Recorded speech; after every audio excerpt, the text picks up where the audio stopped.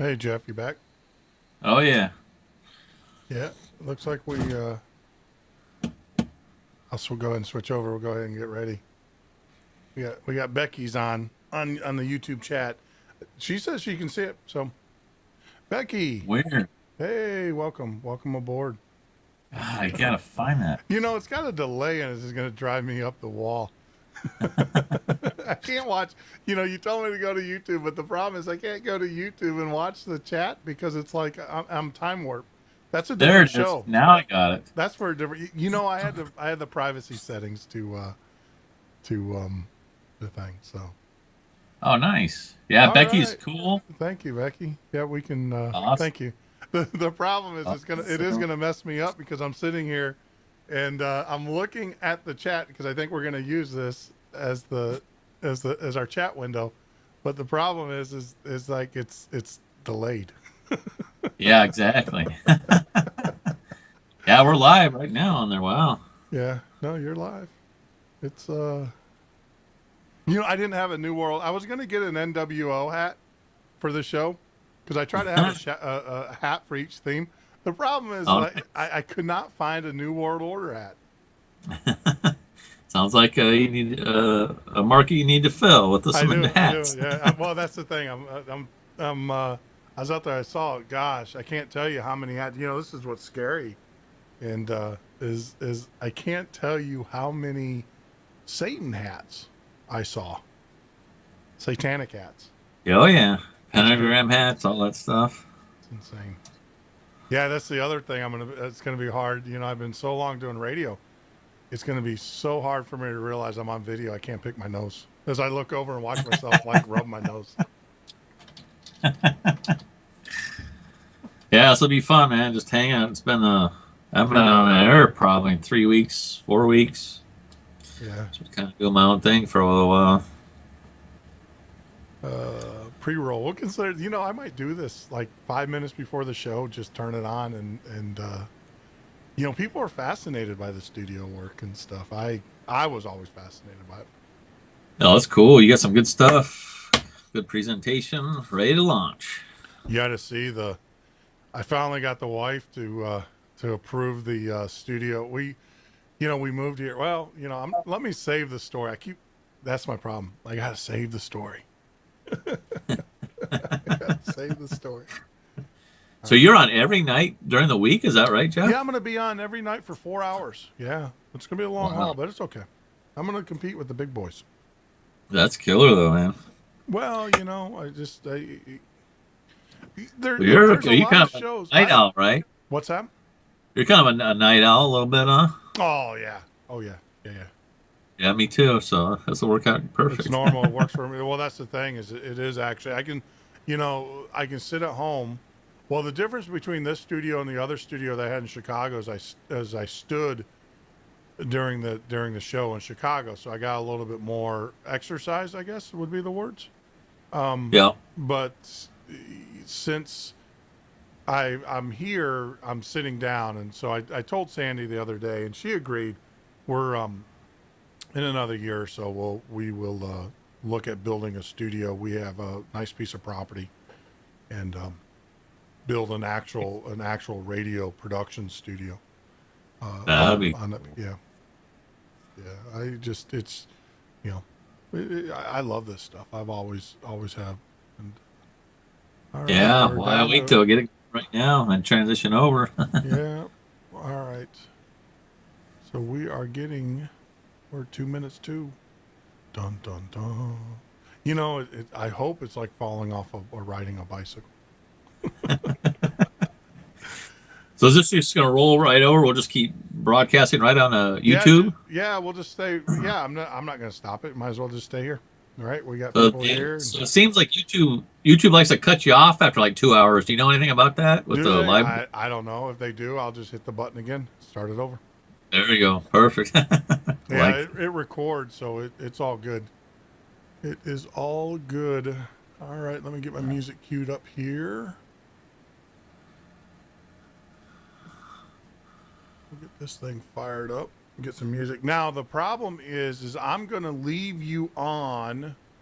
I am going to mute your microphone and I could everything. probably just have some our distraction. I could just turn my camera and mic off, but I'll be here. No. We're waiting for the cue to come on. Yep. Here we go.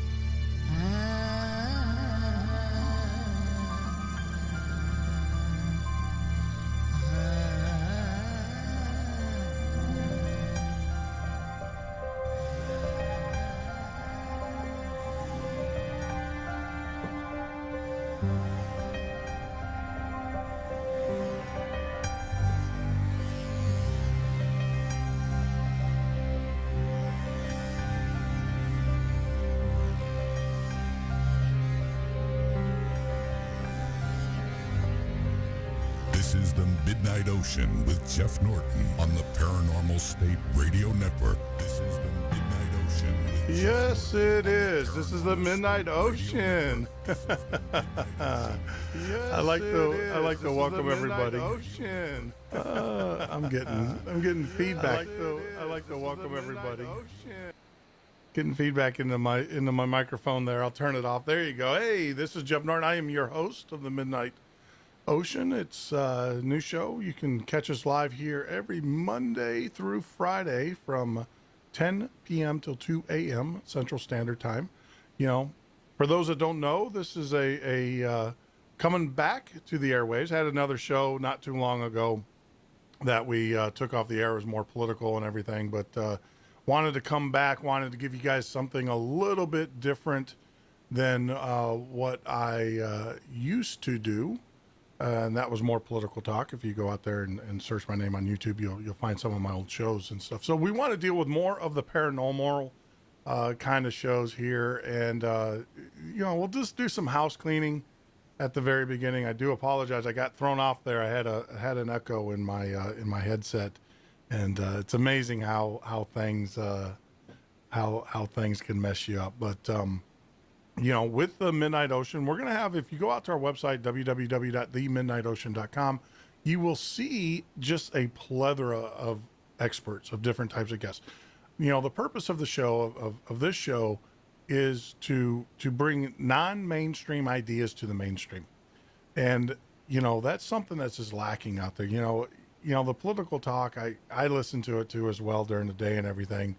And the problem is it's the same thing over and over and over again. So our goal here is to bring non-mainstream ideas and topics to the mainstream. Now, this is our first inaugural show. I want to let you know. So there's going to be some kinks, as we had there at the beginning. We had a little mix up there, and I do apologize for that, but we'll get it worked out. Just bear with us, and everything. And if you know it, the other thing too is it's really hard to get someone to do production work for you at 10 o'clock at night until 2 a.m. So I'm running everything. I'm running the video streams. I'm running the audio boards, the phone lines, all of the computers, all of the news and stuff. So, we'll have some mistakes, like anything else. It's a journey. And sometimes it's about the destination, and that's what it's all about here. Tonight, we have a very special guest who's going to be joining us in the half hour, at the bottom of the hour, Jeff Hayes.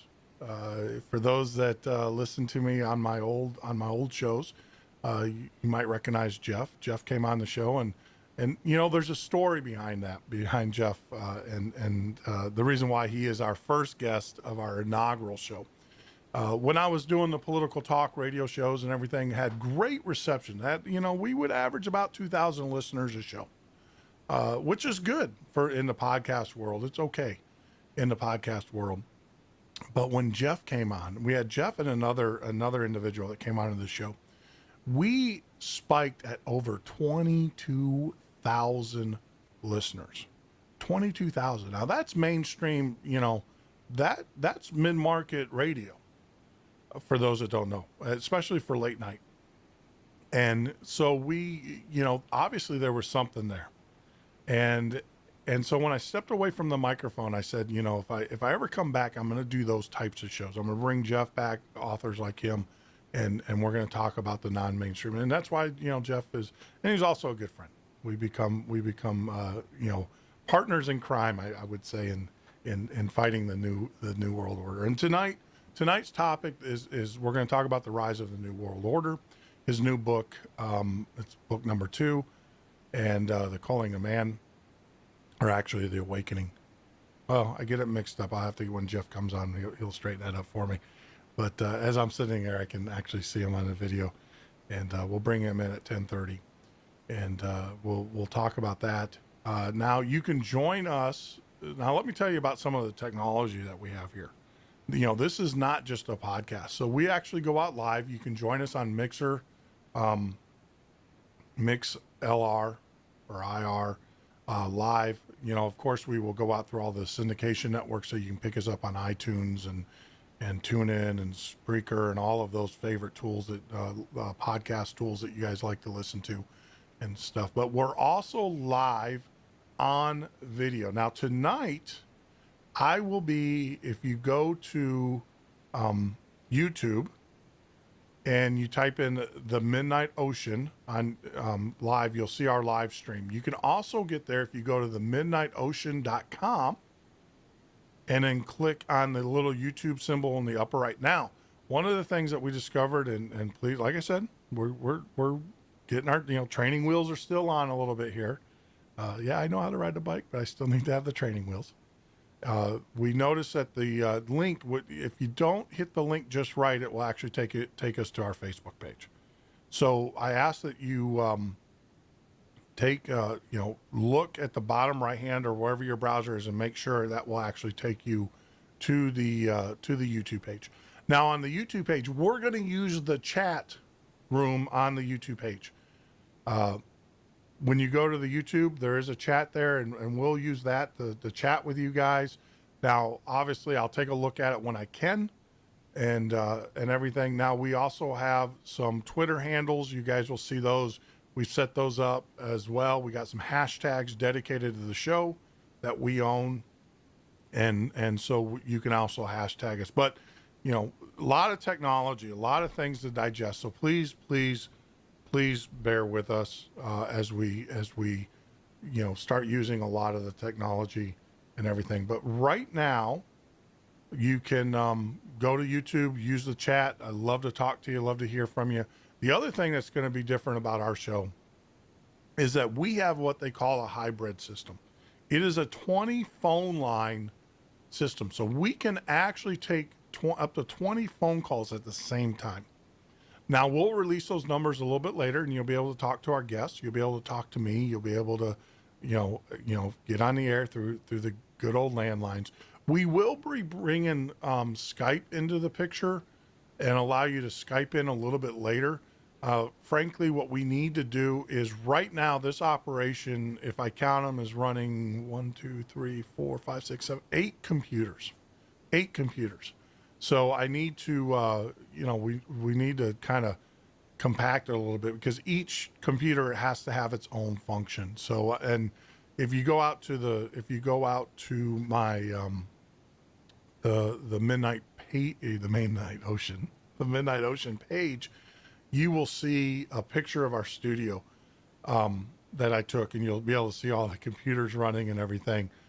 You got to remember, in a normal production, you have producers and you have other people that are running the boards and stuff. I'm doing it all, and stuff. So I have all those computers in front of me, and we will try to get it right, but can't guarantee it. But yeah, we will be adding Skype. That's a future upgrade to the show and everything. Now, let me do a little bit of house cleaning here, and everything. First, I want to give a thanks to my daughter, who is my associate producer. She's the one that's been doing a phenomenal job on getting guests. Carly, thank you. She's been reaching out. All of our guests, for the most part, Carly has done a phenomenal job rounding those people up and everything, and getting them getting them scheduled. And let me tell you, if you go and look at our guest list, we are actually booked all the way through middle of September with guests, and just phenomenal. And I'm not talking, it's not like we're pulling people off of 7-Eleven or anything. We are getting, experts in their field, individuals who are known in their respective industries or their subject matter experts. And, I got to give a great shout out to Carly for doing a great job on that and bringing those guests in. So as you guys listen throughout the week, throughout the months, and throughout the years, Carly is the one to thank on bringing the listeners, or the great guests to you guys, the listeners. So I wanted to say thank you for all your hard work, Carly. The other thing is that I wanted to give a couple shout outs here to some individuals. Obviously, Jeff Hayes, who kind of motivated me to get back into the show. We'll talk to him a little bit later. JJ McCartney, he actually has a podcast. Dan Collins, these are guys that good friends of mine who are in the industry, who have successful podcasts, who've kicked my butt and bugged the living bejesus out of me to get back on the air. And so we can thank them, or we can strangle them later. I don't know whatever one's going to work, but I just wanted to give them a shout out. Some of the other services too. Our hybrid system is actually provided by DeFaro Partners. DeFaro Partners is a telecommunications company. This is all they do, is they write telecommunications software. They provided that, and we'll talk about them a little bit later. If you're a podcaster and you want to take calls, you can actually take the SIP quality calls, which are high end, high def. You're going to listen to the quality here in a few minutes when we start taking calls with Jeff. And DeFaro's wrote an incredible codec that allows you to do that. And I'm telling you, 5 lines. If you wanted to have 5 phone lines with a dedicated phone number, you're looking at about $59 a month. I mean, that's insane, especially if you're a podcaster, and then you can integrate phone calls right into your shows as well, and stuff. So, I say here, look at the video. I got to remember, Jeff and I were talking about this earlier on the pre-roll. I got to remember I'm on video. I got to stop. I'm not going to pick my nose. No, I'm not picking my nose, guys. No. I'm just, I'm scratching. These are the things that you don't see on the radio. I've always said I have a face for radio. Well, guess what? I'm video too, and everything. The other thing too, I want to give a shout out. If you guys notice, I have a hat. So I'm going to try to have a different hat every night. If you have a hat that you want to send me, contact me. Join, get with me on Facebook or whatever. I'll wear it.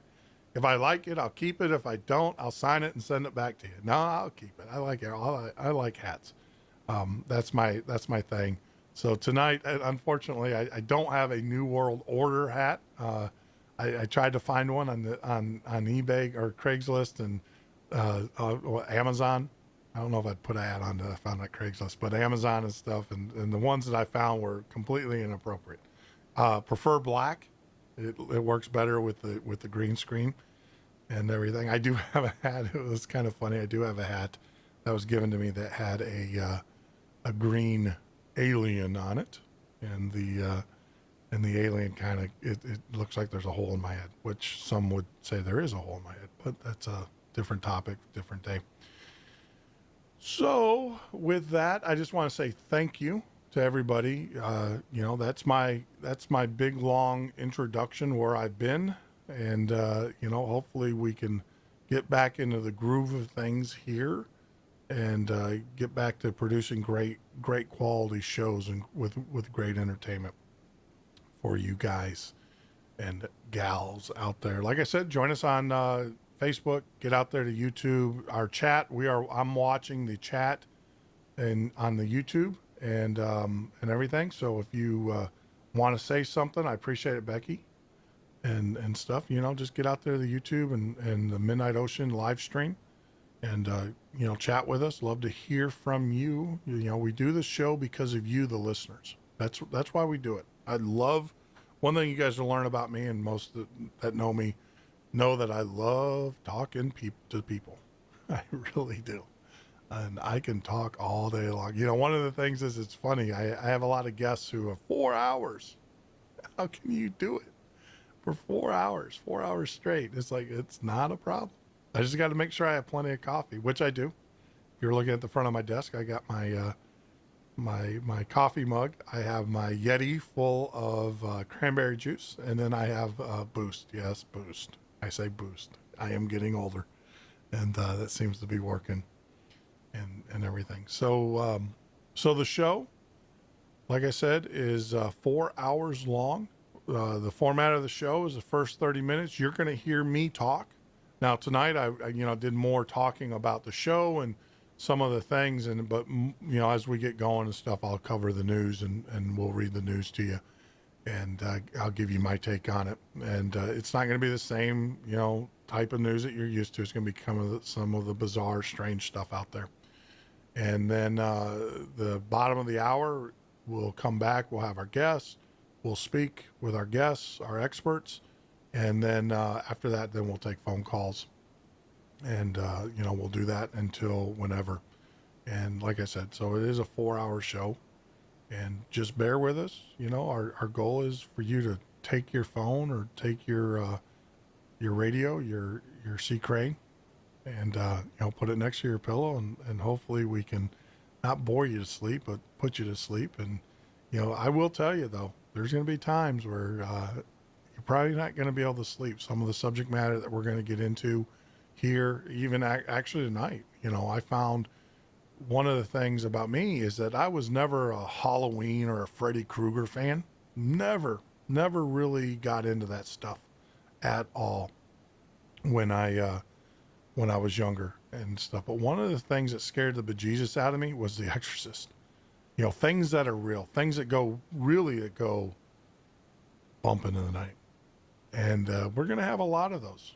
We're going to be talking about subject matter here that is going to challenge your spirituality. It's going to challenge your belief systems. That's our goal, to make you think. Some of the things that we're going to talk about, are literally going to scare the bejesus out of you. And I started to get ready for it. I started to watch some of the exorcism tapes and things that I've accumulated over the years. These are real life exorcisms. We are going to have a demonologist on in the coming weeks, and we're going to talk about that. And EVPs, where you hear little children's voices. Scary stuff. So yeah, we're going to have some fun conversations. We're also going to have some very scary conversations as we progress through our listeners and everything. So I believe I've done all of the housekeeping. We got a few more minutes and everything. Like I said, I normally would have this all scripted out, but I just wanted it to be freeform, because that's the kind of show that we want to do. We want to have a conversation. We don't want to be like the media and script everything out. Rip and read, as we say in the business. Rip and read. We don't do that here. We have conversations. So sit back, pour yourself a good drink, whatever that may be. I hope you participate. That's the main thing. Get out there to the chat room and everything. And when we're using the YouTube chat, for those that don't know, that are coming on board, get out there to the YouTube chat, and we'll be talking to you through that. Now, I think I got it. There you go. That's the nice thing about the first show. Please cut me some slack. I, like I said, I didn't rip and read this one. This is actually just ad lib at the thing. Normally we'll do the news, but I do want to talk about some things in the news. I've been sitting back listening before we go on the break. One of the things that we've been talking about, and it's all over the news right now, Hillary. I'm not just picking on her because Donald's got his issues too. Right? I've always said you're either a slave to the corporation, you're a slave to the government. Either way, at the end of the day, you're still a slave.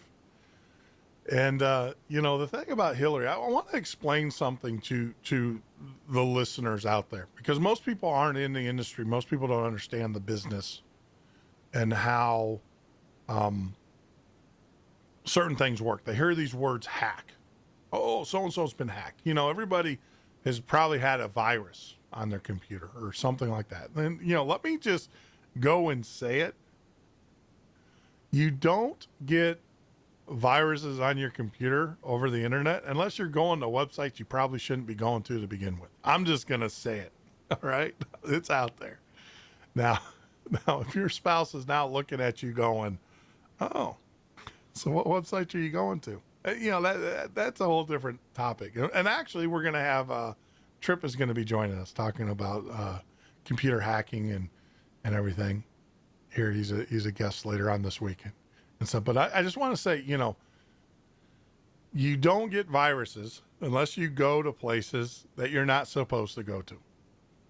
Computer hacking, the government and all of its technical wonder and everything. Let me explain to you. You don't get hacked unless you go to places that you shouldn't be going to.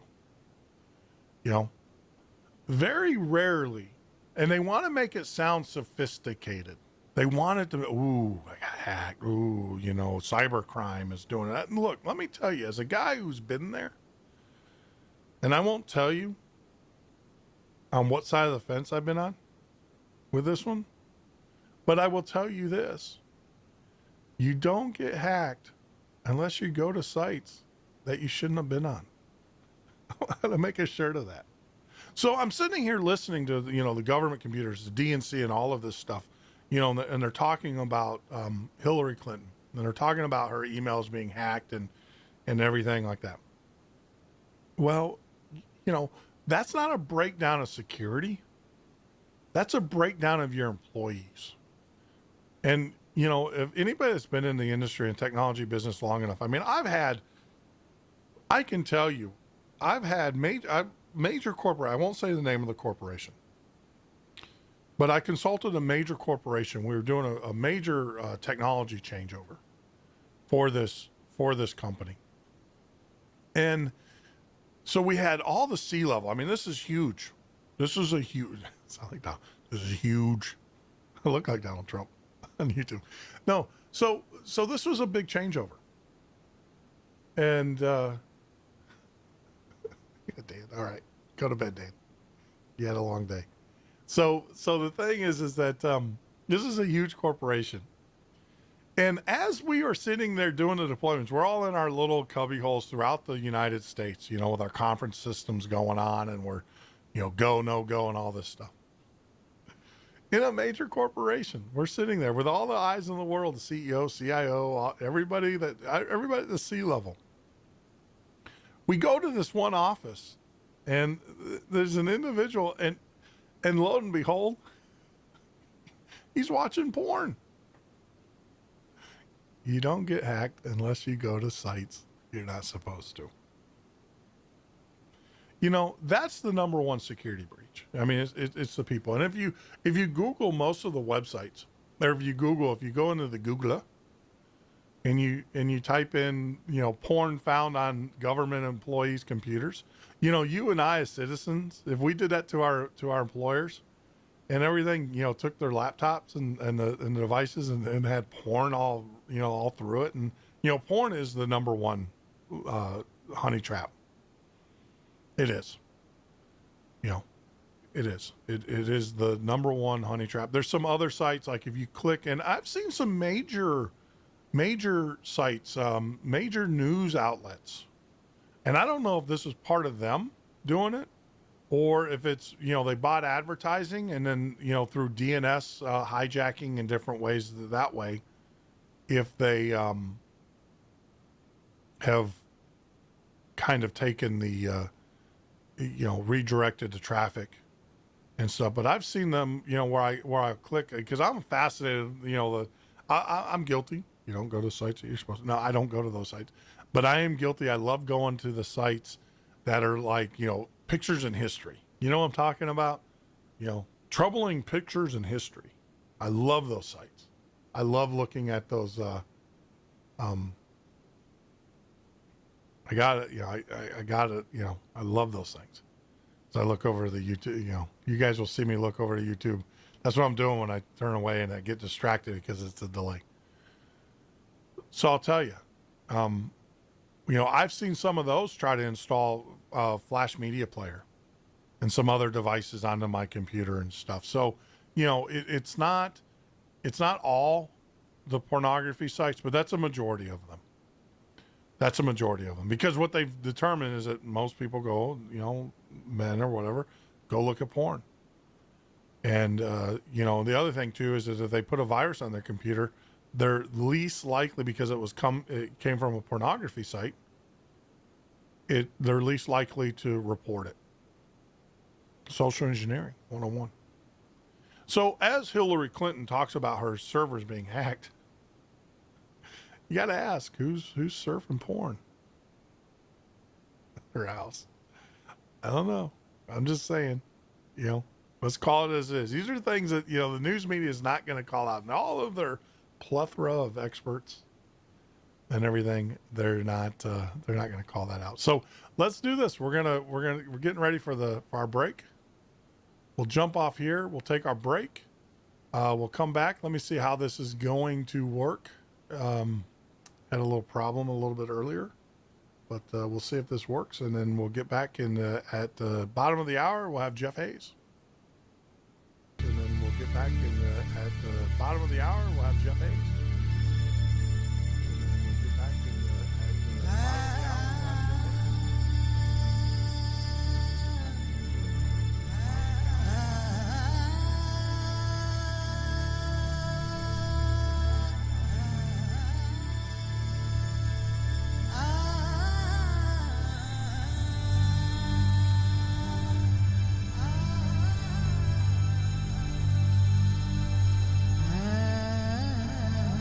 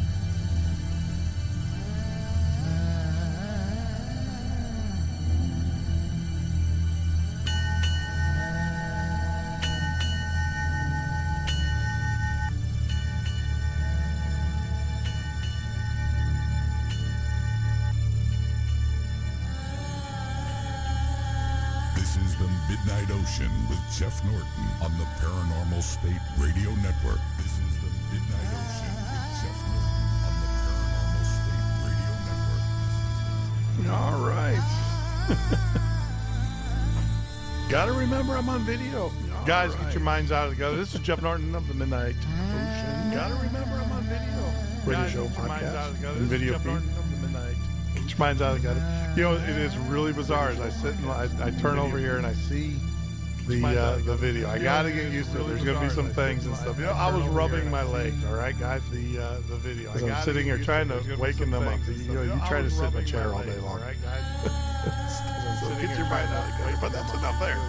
We are at the top of the hour. This is normally in the show where we bring on our guests. I want to tell you guys, we have an outstanding guest. You know, Jeff Hayes is a patriot. You know, we'll give a long introduction here. Jeff Hayes is a patriot.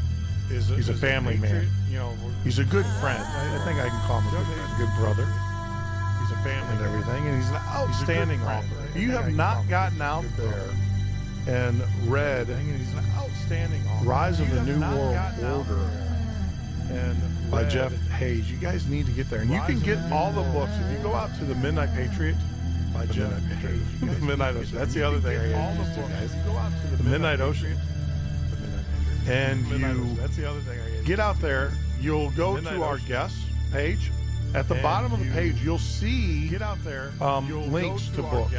And you can purchase the books through that link and everything. And you know, a lot of people ask, how do we fund our show? We don't charge subscriptions or anything like that.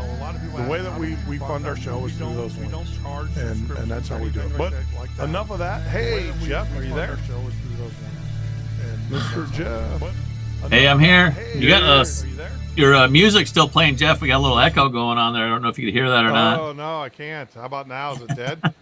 We're trying to tell you in the comments section on the live YouTube deal. Yeah, we're okay now. Awesome. Much better. I do, like I said, there's something coming through one of the feeds. I have to take a look at it and see what's going on there. But you know, that's part of we'll go back and you know, it's part of the learning process and everything, especially with the new show. And I figured the reason, Jeff, the truth is the reason why I had you on the show is because I know you know that I make mistakes and you're not going to beat me up as a guest and say that was a lousy produced show. We always have a great show. It seems like we always have a little miscellaneous audio video problem whenever I'm on too. Well, they're from outside sources. Well, it's from outside. So I will tell you this, guys. This is no joke. Like I said, I'm in the business, in you know, so I know computers really well. And the hybrid system, the phone system that we use that takes calls and everything, I know that very well. I wrote it and everything. So the thing is I go out to the site, and it seems, Jeff, every time you're on, we have the same issue. If it's being, you know, denial of service attack, but our phone system was going crazy where we had people from Russia, mainly from Russia, and you know, and everything, trying to log into our phone system and hijack it. And that's, you know, that's normal stuff. I mean, if you're in this business, you have a computer hooked in and stuff. But, you know, like I said earlier, they didn't get in because, you know, they're trying to get in, knocking on our door. We're not letting them in. It's not like we're inviting them by going through porn sites, as I said earlier, in my earlier diatribe comments and everything. But, yeah, so it's amazing. But, you know, this message, they do not want this message to get out. And that's why, one of the reasons why, you know, I have you on the show. More so, I just want to say thank you for being my first guest. As I said earlier, you were the reason why I switched formats, went from political talk radio to this paranormal New World Order talk radio, more of the obscure, because there's a lot of things going on in the world today. And it just doesn't make sense. And it wasn't until, and I got to tell people, it was not until I read your books, especially your books, that now it makes sense. Because I'm looking at it as a Christian. I'm looking at it as a person who does have a moral base, right? And I'm like, how can these people do this? How can they have it in their hearts to do this? And you just laid it out there. And, and let's just start with that. Let's talk about Satan. Who is he? What is he? And obviously let's not talk about the Sunday school Satan. Let's talk about the real Satan and everything. So with that, Jeff, why don't you go ahead and take it over?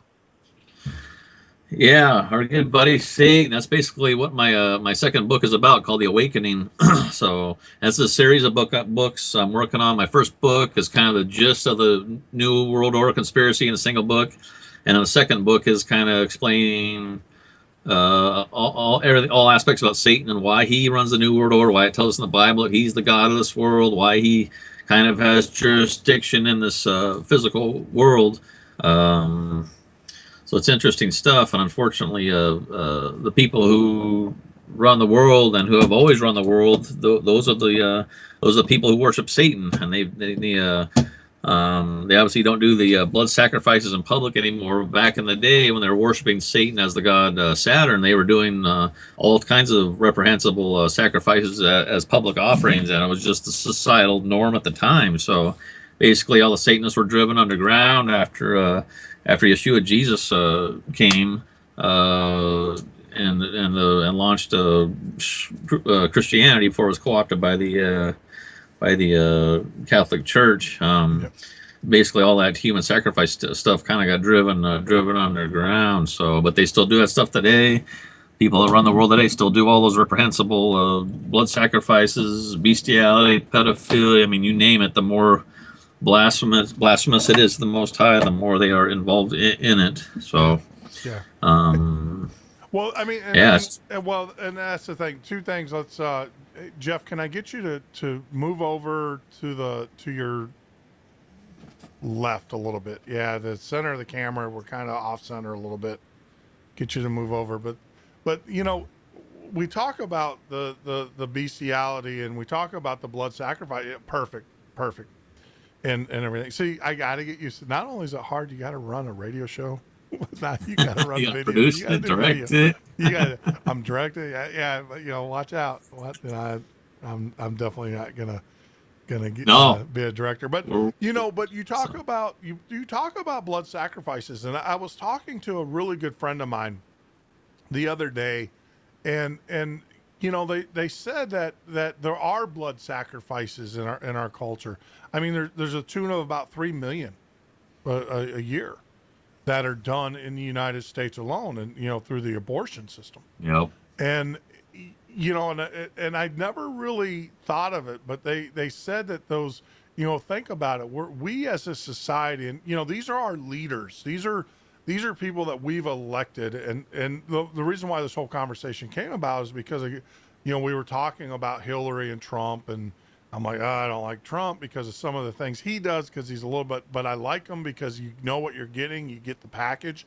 With Hillary, she's just deceitful and lying, and you never know what you're going to get with her, and stuff. And a guy, and my friend just looked at me straight in the eye. And he said, well, so you're for a baby killer?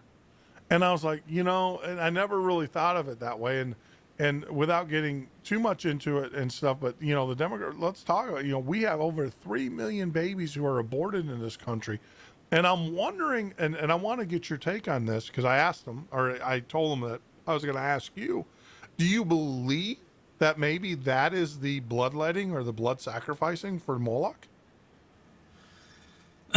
Obviously, I mean, especially if we're talking late-term abortion. I mean, that is just, you're flat out killing a nearly newborn baby.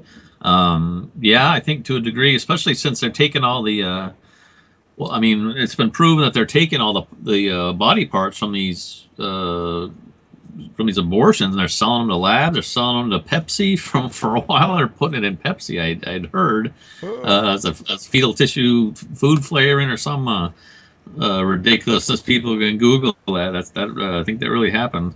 But I mean, so what are you doing? You're drinking a freaking aborted baby. That's cannibalism. So I mean, they're subjecting the society. They're pulling society into this satanic rituals, basically. Yeah. Yeah. I do believe abortion is murder, by the way. Oh, I'm a firm believer too. You know, and I watched the video not too long ago where they had different politicians and you know, once again, I don't want to, you know, make this is not the old show, this is the new show, but I do want to talk about that. There are certain politicians that don't believe that it's actually a baby until it is delivered into the world, you know, and so that's how they, you know, I don't know if it's how they justify the murder or whatever it is, but you know, I was reading your book, and that was one of the things about the bloodletting and the sacrificing and stuff, and I stood back and I was like, oh, whoa, wait a minute here. We do 3 million of these a year. I mean, that's pretty significant. We murder and we kill the innocent of the innocent. And isn't that, you know, wouldn't that appease if you're into the spiritual side, like, you know, in your book and stuff, would that not, I guess, replace the public bloodletting as a society we're allowing our young and unborn to be murdered in such a way? So I think in a roundabout way, it does, because it involves the public in exactly that without their knowledge. But that's like that's kind of like where the Satanists have co-opted organized Christianity, and people are celebrating Christmas and Easter when these are all really satanic holidays that have to do with the Babylonian mystery religion, but they're still participating in it unknowingly. So even if you know, obviously people who get an abortion are actively involved in that, but like the thing with the Pepsi and stuff, people who have no idea are still. I mean, I think it was factually proven that Pepsi got busted putting derivatives of fetal tissue as a flavoring in their soft drink. So, man, we live in some crazy times, Jeff. no, I mean, that's insane. Yeah, I mean, I watched a video today where a guy took two chemicals, put it together in cold water, and actually made a cabbage, and it looked just like a real cabbage. I mean, it's insane, and that's nowhere near, you know, what we're talking about here. But you're right. I mean, we are living in just a really, really crazy time, and that was one of the things. And you know, we'll talk about your first book versus your second book. Now, you gave me a pre-release or a PDF, and I want to make sure that I clarify this. Now, the title of your second book is not The Awakening; it's The Calling of Man. Correct? The first book is it's the Rise of the New World Order series. The first one is subtitled The Calling of Man. The second one is subtitled The Awakening. Oh, okay. So I do have them backward. I apologize. I do have those. Oh, no worries. Because it threw me. I was like, well, wait a minute. I thought this one was a Calling of Man. Because I, you know, like I said, I get electronic. I don't have the hard copy. But you know, let's talk about. I know you were here to talk about your second book, but I do want to, because a lot of people, and I want to tell you, I disagree with you, Jeff. And I'm just going to say this. I know that you said that you have to read your first book in order to understand the second book. I don't think so. I think you do a very good job in. I know that you reference like the holidays and everything, and you say, you know, that was in my first book and stuff, but I think you make it perfectly clear that you know, there's a good transition there. So but guys, I want to tell you, you know, the first book of the series is just outstanding. You know, I always knew that, you know, someone always told me, or someone told me at one time, oh, Christmas, Easter, all of those are based upon pagan holidays and the Druidism and all of that stuff. And that was one of the things that your first series of books did very well, is it actually, instead of being this nebulous kind of, you know, statement, you actually came with and said, this is what it's based on. Boom. And you explained that very well. So for those that are out there who are listening, you know, and you want to actually know where Christmas came from, or Easter and those holidays came from, you know, Jeff's first book is just an outstanding a book in doing that. And then now you take it one step further. But let's talk about, you know, your first book for some of the new listeners. We got a lot of new listeners. Obviously, everybody's new tonight. It's the first show. Let's talk about, you know, let's just, you know, pull out an example like Easter. You know, Easter is the rising of the Lord Jesus. You know, that's what we're taught. Now, what's the true meaning behind Easter? So the true meaning behind the whole thing with Easter originally. I mean, Easter is one of the various names of the god Semiramis from the Babylonian mystery religion, which was founded shortly after the flood event with King Nimrod, Semiramis, and the satanic savior Tammuz, and that basically that formula, that unholy trinity, was basically just spread around over to Egypt. And just, you know, basically just spread around when the Tower of Babel, when God scrambled languages, they took that Babylonian mystery religion and just spread it all over the world. But basically, Easter was originally a springtime fertility festival. And that's why you've got rabbits, rabbits and eggs. It has to do with Easter. It has to do with a fertility festival, and people would celebrate that back in Yeshua Jesus' day and after that. And basically, that came about the Roman Catholic Church co-opted Christianity, and then brought in, and then just basically took all these pagan holidays they were following anyways, and just put a Christian veneer over it, because they were following Christmas and stuff back then. They just didn't call it. They didn't call it that. It was a Saturnalia or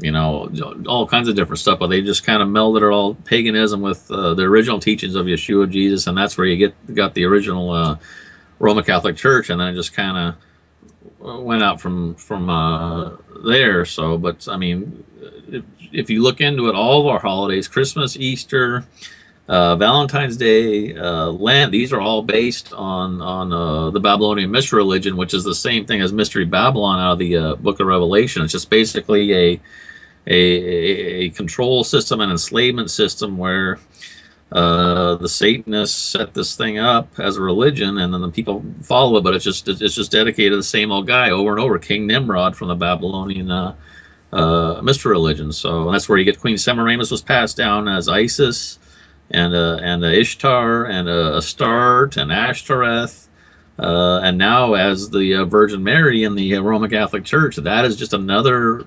variation of that of the female deity in the Babylonian mystery religion. So, I mean, we're under quite a deception, man. It's a lot to wade through, but it's interesting stuff to me to try to get to the bottom of it and just kind of separate the wheat from the chaff. So, Sure.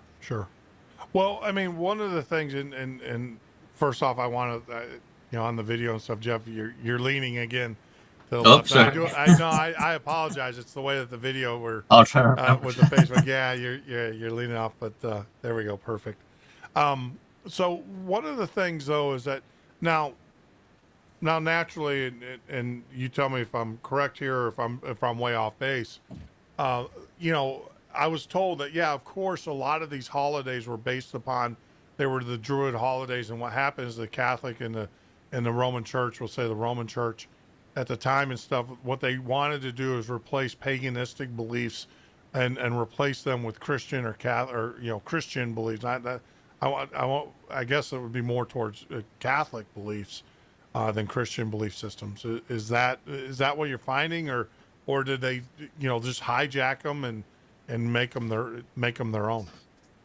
Well, so Yeshua Jesus came and went, and then it took about 300 years after he left this world before his following had grown to the point where it was a threat to the Roman Catholic government, the Roman Empire at the time, and so they could see the writing on the wall, and they're like, well, if we don't take over this growing faith, it's going to take us over, throw us out, and then the whole, you know, and everybody will be quote unquote followers of Yeshua Jesus. So they co-opted it, made it the state religion under Constantine, and then just took all the pagan stuff they were following up to that point and reworked it around and said, okay, here's your new religion. They just took the paganism, veiled Satanism they were using up to that point, melded it with the original teachings of Yeshua Jesus, and that's where you get the Roman Catholic system that's in place today with the holidays and all the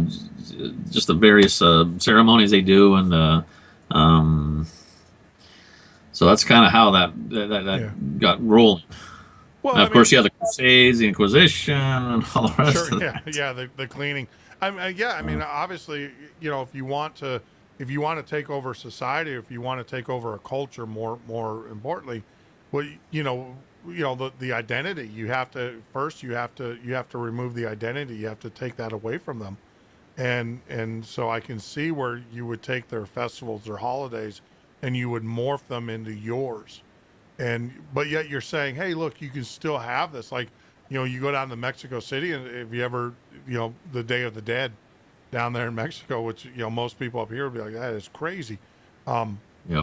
but they allowed it to happen, and stuff. So they allow you I think the new, these are cunning individuals, and we're going to get into this in the second part of our conversation, because Satan ain't no fool. There you go. There's a saying: Satan ain't no fool. He's got this down.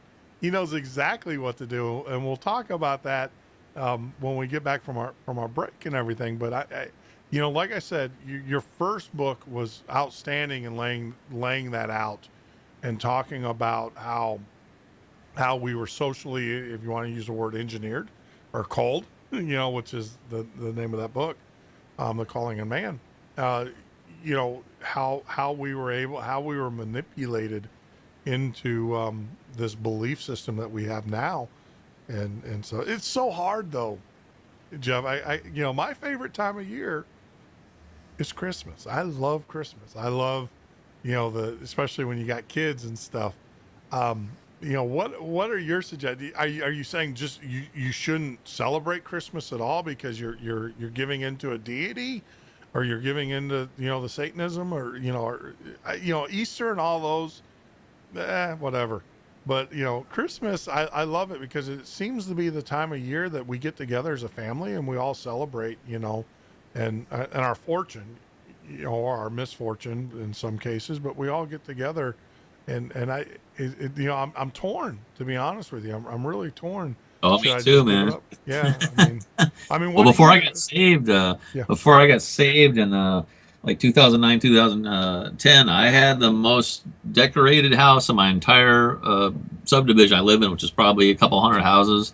I mean, I was that guy, man. I had everything lit up, hanging off the gutters. I had fence. I had all these stakes in my yard. I had Santa on my roof, the old school big plastic Santa with a bag of toys screwed to my roof next to the chimney.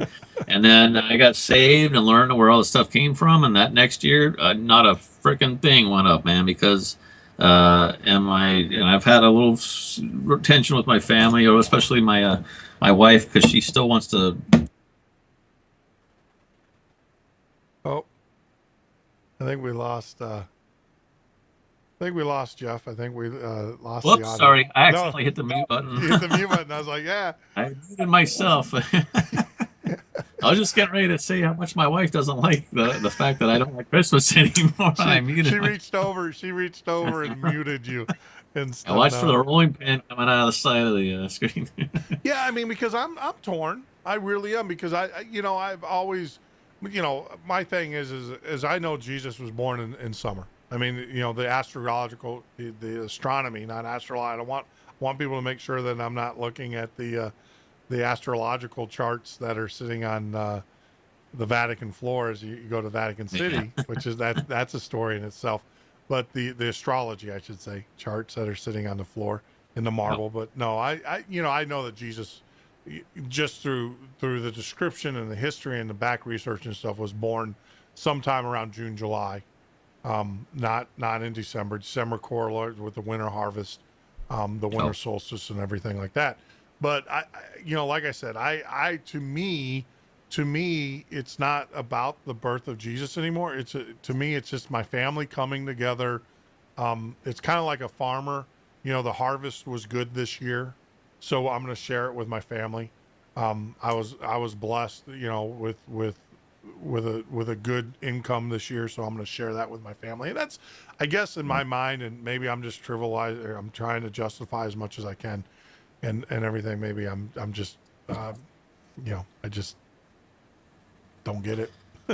But it's Well, going to my be hard. situation is either go along with it or go along with it begrudgingly or get divorced. So I think the lesser of the two evils is to kind of bite my tongue and just kind of let the wife have her way with this, but still drag my feet. Like I don't decorate my house. You know, Yeah. if they got one string of lights, they're lucky, but not like nothing like I used to, which Yeah. I just couldn't. I just can't bring myself to do that Yeah. because it is blasphemy at the root. Yeah. I don't decorate the house. I'm not a big tree person anymore or anything like that, because I don't, sacrificial under the tree. I'm not into that and stuff. But like I said, I am into the gift giving and the thing. But, around the Norton house, gift giving pretty much runs 24/7, 365. So I guess we shouldn't call it out. But, hey, we're getting up to the top of the hour. We'll take a break here. Jeff, why don't you, kick back, and we'll take about a 4-minute break here and everything. But you are listening to Jeff Norton. This is the Midnight Ocean radio show and podcast with tonight's special guest, Jeff Hayes, author of The Rise of the New World Order. You can go out and get his book if you go out to www.themidnightocean.com. Go to Jeff Hayes, tonight's guest. Go to his guest page at the bottom. You'll see 2 Amazon links. Highly recommend. That's how we fund our show. So if you haven't purchased his books or whatever, click on them. It's the Amazon price. You're not same price. It's Amazon. It's just that Amazon is gracious enough to throw us a little bones for advertising for them. But I do recommend that you get out there and help support us a little bit. The other way too, I want to talk to you guys about how you can support us is that we have a new feature. If you go out to advertise, I know it's kind of misleading. We have a shout out. And what a shout out basically is it for $1 or for, if you're a business or whatever, if you want me to say, a special good, hey, happy birthday to so-and-so and everything, I'll be glad to do that for you on the show as we get more and more people listening. That's a great way of saying hey and stuff. It also helps support us. So you guys know, this is not cheap, obviously. And the fact that we are, adding gear and we're going more and more towards syndication and stuff, it gets more expensive. So if you want to help us here and help our efforts, feel free to get out there and help support us. I'm going to take a quick break here, and we'll come back, as I say, in a minute or so. But we'll take a quick break. And enjoy the music. Hopefully, like I said, I do apologize that it does double echo and sometimes, and I will hopefully, like I said, I do hopefully we'll get that addressed as soon as we can. But you're listening to Jeff Norton of the Midnight Ocean radio show and podcast. But you're listening to Jeff Norton of the Midnight Ocean radio show and podcast.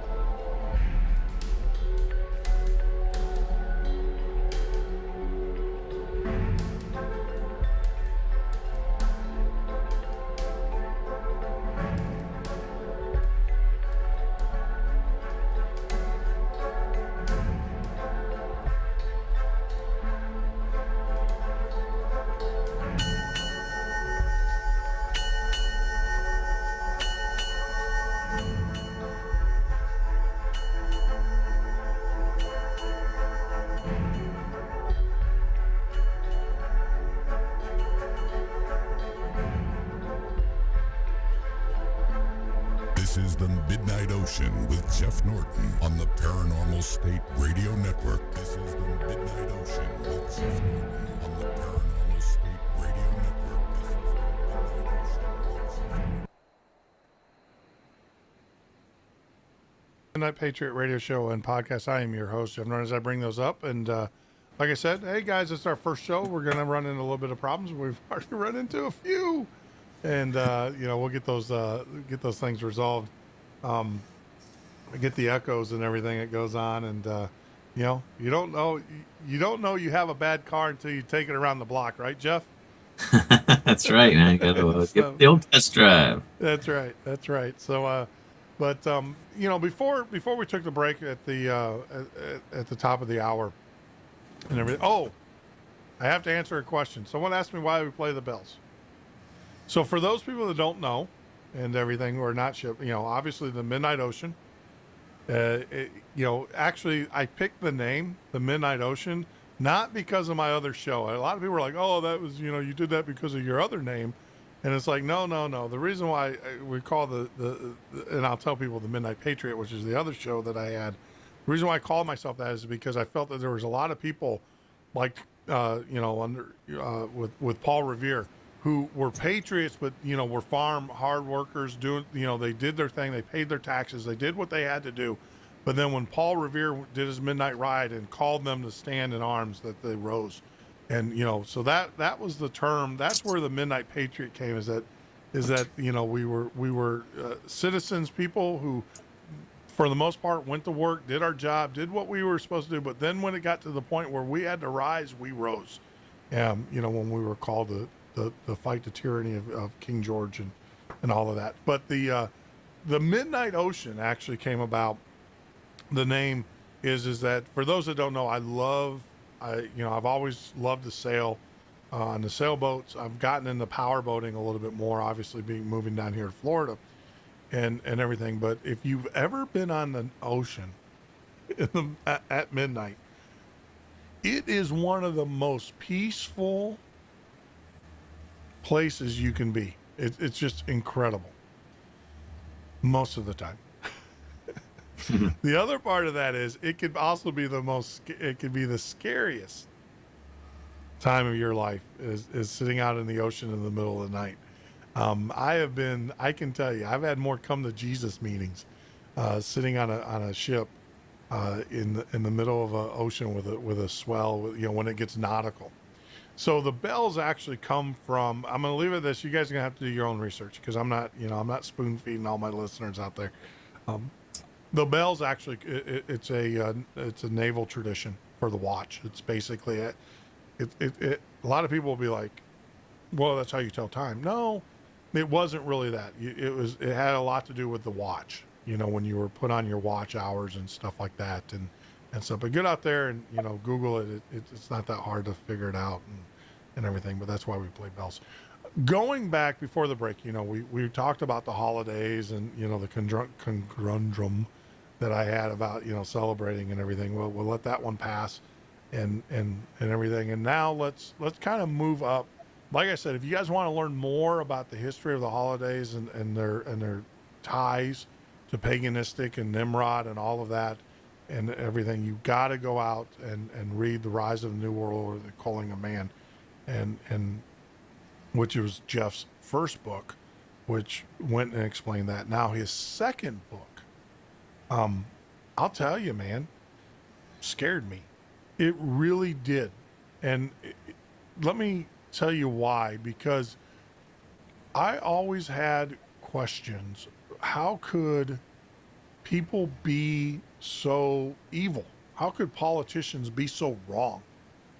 And your book, after reading it and everything and understanding the satanic forces that are driving, our country and the world for that matter, it's some scary stuff, man. Yeah, it scared me enough to get born again. I'll tell you that much. I got called out of being a hardcore atheist once I found out all this stuff. It took a couple years for it to sink in, but once you realize that this stuff is talked about in the Bible, the Bible tells you exactly who these people are, what their agenda is, what they've done in the past, what they intend to do, and what they're going to do in the future, because it's happening right now. So you plug that in with the fact that all the major empires of all the past, the people who've been running those, all were Satan worshippers, basically, but they called him the god Saturn back then. I show you in my second book how Satan is the god Saturn, because I had heard that before, but I had no idea how that could possibly be. But I put all those puzzle pieces together in this second book, so you can see how the people, like I say in my first book, in my intro, the same people who've been running the world for thousands of years continue to run it today, and they're exactly the Satan worshipers. So, yeah.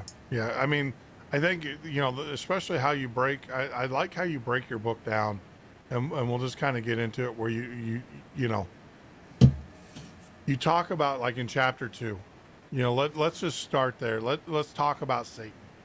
Let's talk about the serpent, the legend, the fall of man, and then Satan, and we'll just kind of go, without giving too much. You guys, you got to go out and you got to get this book, and everything. You got to read it, because it's a fascinating read. It's one of these books that when you start reading it, I'll tell you, you don't want to finish until you're actually done reading it. And Jeff, it was just incredible.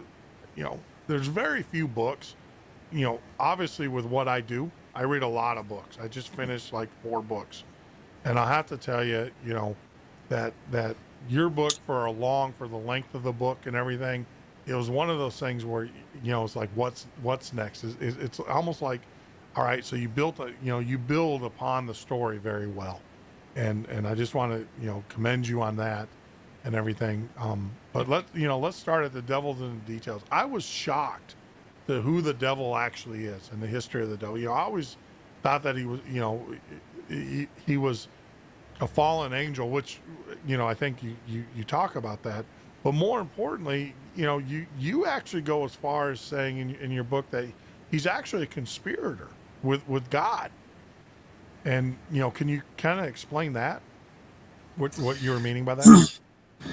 Yeah. So I mean, if you ask yourself the basic question of why are we here? Why do we have to go through what we have to go through in our daily lives? Why does God let Satan be the god of this world? Why is he entrusted basically the 3D world to his power and control? And why do these evil people get to run the world? Why not the good guys? And the reason that I've come to the explanation for this is we're here to be tested, basically, for our eternal interdimensional souls to be tested in a physical body in this plane of reality. And if everything was all peace, love, and flowers, there would be no test. There'd be no adversity. We would just everybody would be getting along. There'd be no, you wouldn't have to try to decide from this good thing or that bad thing. Everything would be, it'd be boring, basically. Maybe not boring, but it would be like a perfect life, which is what we will have after the return of Yeshua Jesus. But until that time, all these souls are being tested, I believe, in this world, in this life, to see if you're able to figure stuff out on your own, or to see how you react in certain situations. Because I think it's just, we're here for just a blink of an eye in terms of, if we live 80 years, that's just not even the bat of an eye in terms of how long the Earth's been here, how long, we're here for a very short amount of time compared to our souls being eternal souls. So, so I think we're here for a short amount of time to do the best job we can for God, for Yah, and then maybe that will determine that when you go into the next life, what you'll be doing in that life. So that's all just my take on it, my theory. Obviously, everybody's going to have a different opinion on it, but that's where I'm at it with it, basically, to explain why Satan gets to run the show, why these evil people get to run the show. So it's just kind of all, that's how it kind of fits into my scenario of why we're even here to start with. Yeah. Well, one of the things that, like I said, is that, that concept, and I'll circle back around to that. The part that scared me about that concept is one of the ways that I always used to defer the topic of God and everything. And you hear a lot of people in their minds, use this argument as, well, if there's a God, why does he have birth defects? Why does the children, why are they in misery? Why do you have cancer? Why do you have that? So deep down you had that, you always had that bag that you can reach into and use that to fight the existence of God. But, your concept of that God and the devil are co-conspirators, that basically God, if I understand your book and chapter 2, you're saying that God basically said, devil, you have full reign. And because you have full reign, I want to see what my children are going to do. And, we're, you do what you want to do, the 3D world, as you call it in your book, you have full reign of that. And the pious and the people that are worthy of my love and everything and my consideration, are going to do in lieu of, of all the things and the temptations around them and everything are going to come back to me. And those are that concept that you threw out there and everything.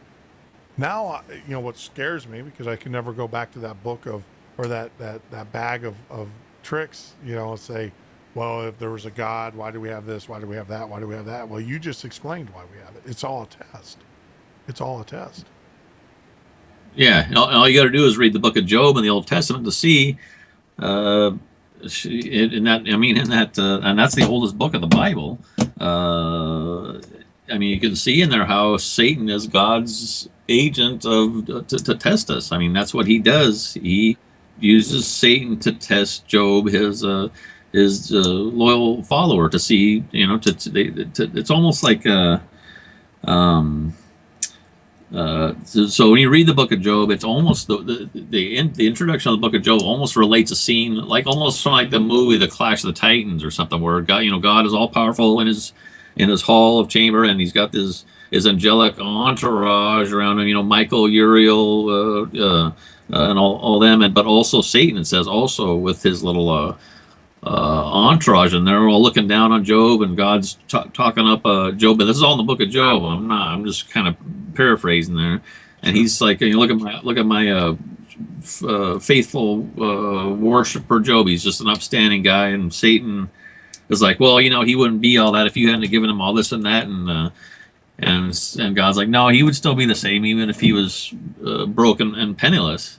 And Satan's like, no. It's like, okay, God. And God's like, okay, well, once you test him, we'll see. And that's kind of where part of my theory about us here to be tested comes from. Is partly from that scene in the book of Job.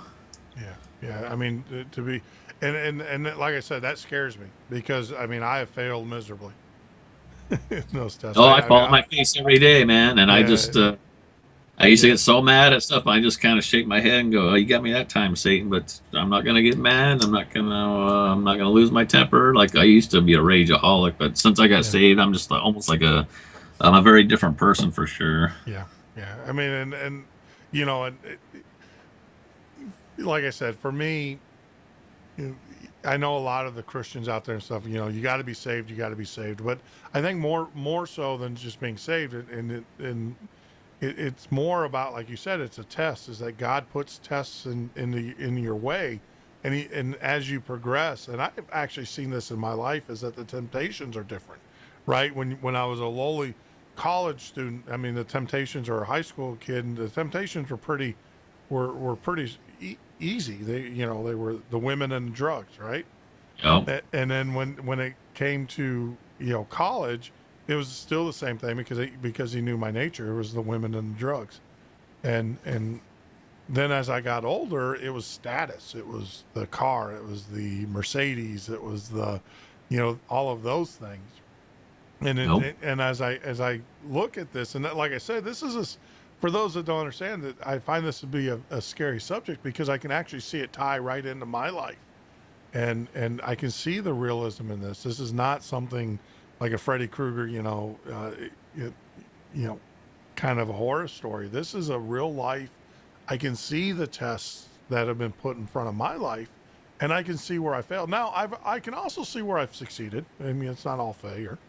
I can see where I think I passed the test. I don't know. I mean, hopefully, We can only hope. No, that's you're right. saved. You're saved for Yeah, sure. yeah. And and I know growing up in the South, a lot of people say, well, you're saved when accept Jesus Christ. But can you become unsaved? I mean, truly, I mean, could you become unsaved, or is it the argument that if you truly didn't have it in your heart, you were never saved to begin with? What's your feelings on that?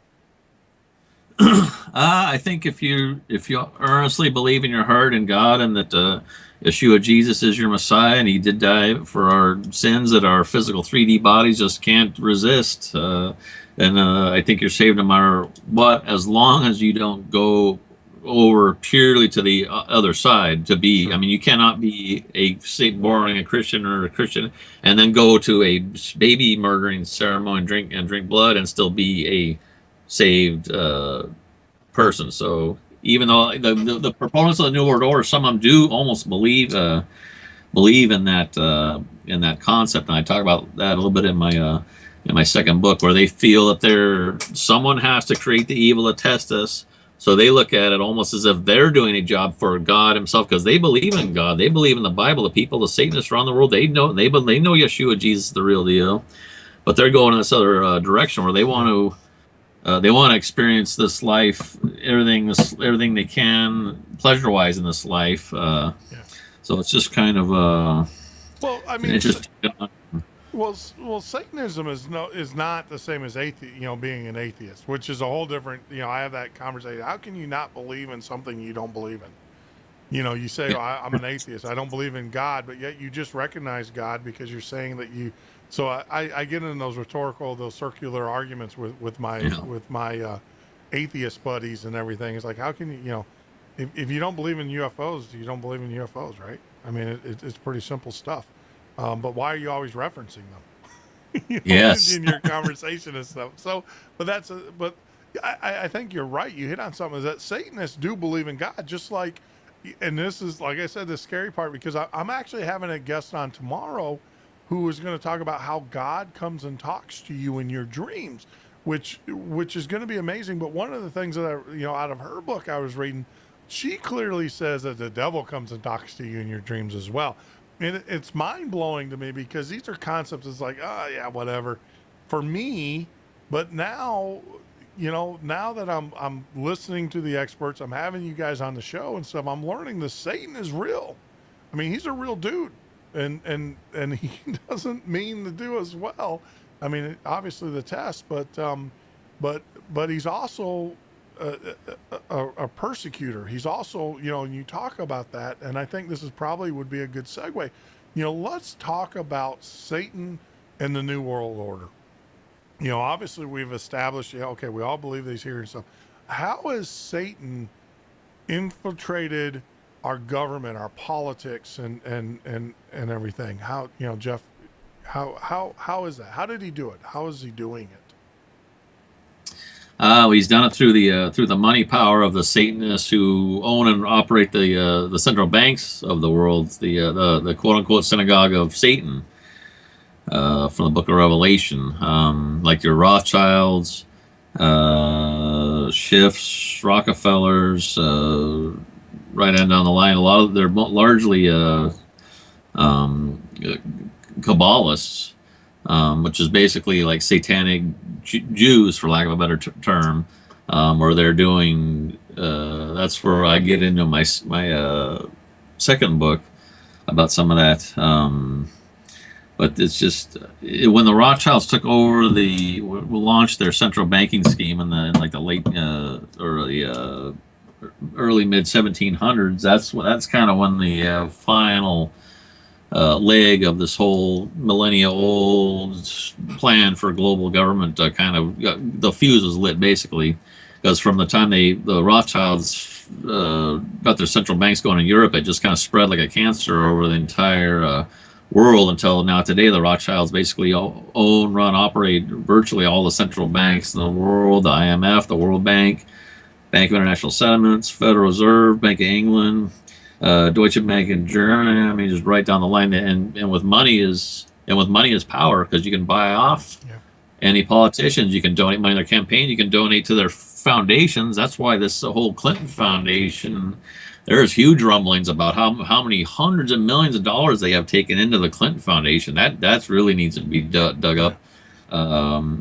So it's just through the power of money. And when the government, when you co-opt the government and have the government give you power to create unlimited money, you can create unlimited power. And that's exactly what these people have done, especially since 1913 with the launch of the Federal Reserve. I mean, they're talking about, I saw an article on Zero Hedge yesterday. They're talking, the Federal Reserve is not denying the fact that we could have negative interest rates going into the next recession, possibly next year. Negative. They're paying you to borrow their frickin' money. That's how bad it could get. So it's maddening. But through the power of the money, that's how they kind of got. That's how they bought off the entire Congress, basically. All of them are puppets. Yeah, let me explain. What money can do, especially in technology. We have a huge company, obviously, with the Alphabet company, right? Google and stuff. Look at what they've been able to do with the billions of dollars in a few short years. Money, technology's always been out there. The mindset, or the people that invent the technology and stuff, they've always thought about it. Think of the Nikola Tesla, some of the most brilliant people in the world and everything.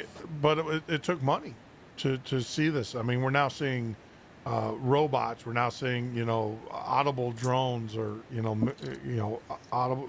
We're gonna have I live in an area where they were saying that I'm gonna start getting my Amazon packages, and I order a lot from Amazon. All my books and stuff are going to be coming to us from drones, and everything, because of the remote location. Think about the technology, how much it's advanced in just the last 10 years. And it's all because, it's not because the ideas or the thoughts weren't there. It's all because the money was never there, to fund these programs and stuff. And now the money, it seems like we just have an unlimited, I know that the economists would say, well, it's a limited supply, but for some reason, the Federal Reserve just keeps on printing up this money over and over and over again. And you're seeing, I don't know if it's good or bad, but you're seeing things being invented nowadays. It's just it's just mind-boggling. In our industry, in the radio industry, where they used to have DJs and stuff like that, they're all being replaced by automated systems, call centers. And I'm telling people that this is that you thought talking to India was bad. Wait until you get one of these computerized call centers where you're not even talking to a human, but you think you are. And everything. Maybe later on in the show, I'll show you how to trick the systems to get them the fault out, so you can actually see if you're truly talking to a human, or if you're talking to a computer and everything. So, we talked about, through money, through the Rothschilds taking over and everything. And, let's talk about, I'm just going to spit it out, as one of the guys on the chat room said. Do you think our politicians are under the spell of Satan, or under the control of Satan? Indirectly, they are. I think a lot of them are really naive about what's going on. They just kind of, they'll get they get their cushy little. Obviously they're getting a couple $100,000. I don't even know what they get paid anymore to be a senator or a House rep or whatever. But what they make as a senator or whatever pales in comparison if afterwards, if they want to go sit on the board of Monsanto, or go do speeches, or start their own foundation or whatever. They're told, they're greased up with the lobbyists to say, you do this, that, and this for us while you're in power here. We'll make things real easy for you when you get out. And sure enough, they do this. So a lot of people don't aspire to go to Washington, D.C. to work for us. They aspire to go to Washington, D.C. because they're greedy, manipulative, backstabbing people who would sell their soul to the highest bidder. And that's why a lot of them are in D.C., because that's exactly what they've done. Whether they know they're working ultimately for the satanic forces or not, I don't know. I don't think a lot of them actually know how far this traces into evil. But obviously people are by nature selfish and greedy, and they want to satisfy their 3D bodies, and that's where this whole thing goes back to, where we need a savior from the satanic world, because this is a satanic. We live in a satanic matrix. I like to call it. That's why with my second book, The Awakening, it's kind of, I show you the kind of satanic matrix, how they've always been in control, how Satan is a real guy, and if you wake up to that, so you can get kind of step out of it, rise above it, whatever you want to call it, by getting saved, basically. So, Yeah. um, Well, and that was one of the things, like I said, is that your book The Awakening does open up my eyes, and basically says there's only one path. You can either be a part of this, or you can either be a part of this, or you can get saved. And when you get saved, you're definitely cutting the ties to the 3D world, and getting yourself ready, and your body and spirit ready for what's next. But one of the things is, I got to ask this question. And like I said, I'm not trying to bring back the old politics and everything, but I've always thought this about Donald Trump. Do you think he's looking at getting a seat? Because Donald Trump, let's call it, I mean, he's not sophisticated. The guy's rich. Kid you not, he's rich, 10 billion, 5 billion, whatever, a billion's there. I mean, the guy's pretty rich. The question I've always had is that I don't think, because I've met people in my travels who were sophisticated, and I mean, we're talking so rich that they were beyond. I mean, it's kind of like the kings and queens, and I've never met the king and queen or the queen of England, but there's a level of sophistication. Do you actually think that Trump actually is running for political office so that he can have a seat at the table?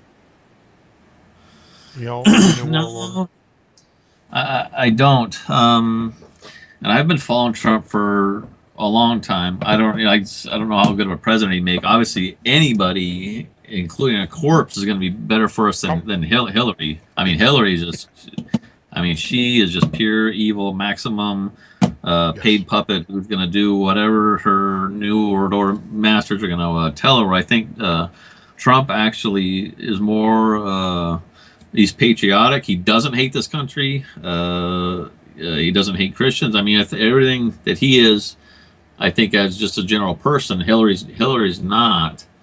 I mean, just by looking at the RNC, and I mean, I'm not a Republican either. I'd lean right, I'm anti-abortion, full gun rights, but I wouldn't say I'm not a Republican at all. Maybe a libertarian. Yeah. If anything, just more an independent, free, whatever I think is whatever I think. But if he gets, I mean, Trump was just talking, I think today, look out for massive voter fraud coming, because I mean, Hillary is the only Bilderberg out of the whole group, and here she is. I predicted months ago that she was going to be the president, and I still think she's going to be the president. I don't think Trump's going to win, and I'll probably vote just to vote for Trump, because I'm not voting for Trump, or I'm voting against Hillary, kicking and screaming. But I think she probably is going to be our next president, because she's the Bilderberg pick.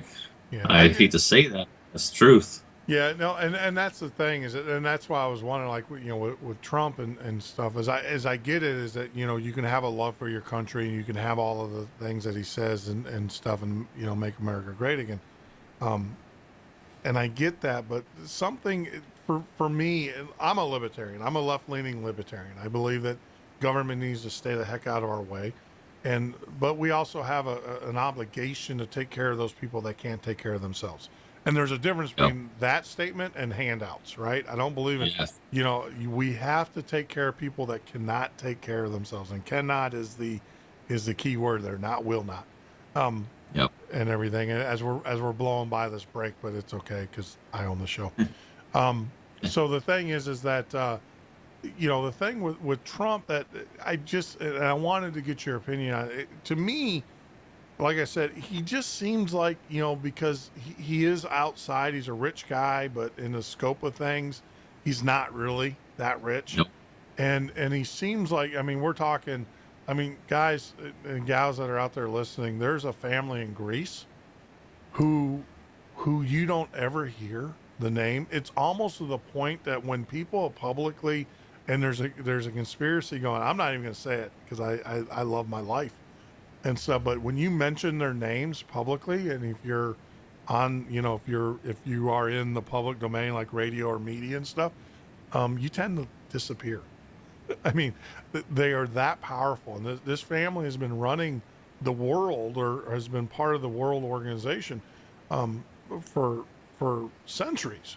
And they're in Greece, and they came out of Greece, and like I said, is that it's so, I know the name, and I can't pronounce it, but do you know the family I'm talking about?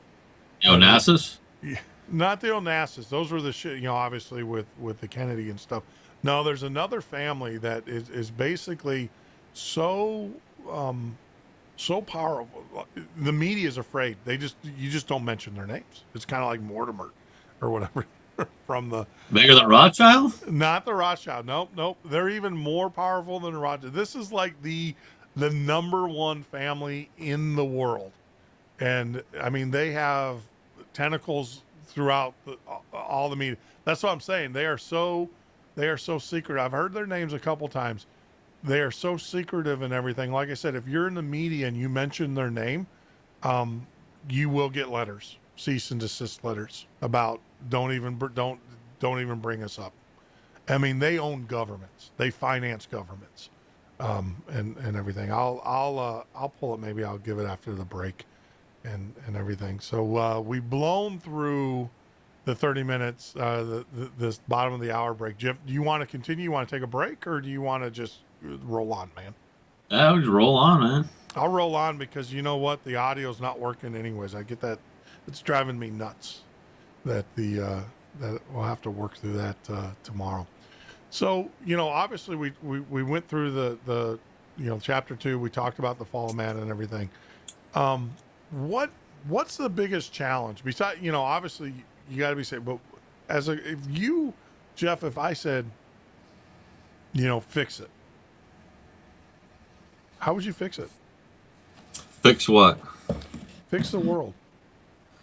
How would you fix it? How would you get Satan out of our world? How would you disconnect him? Because apparently him and God are co-conspirators in this.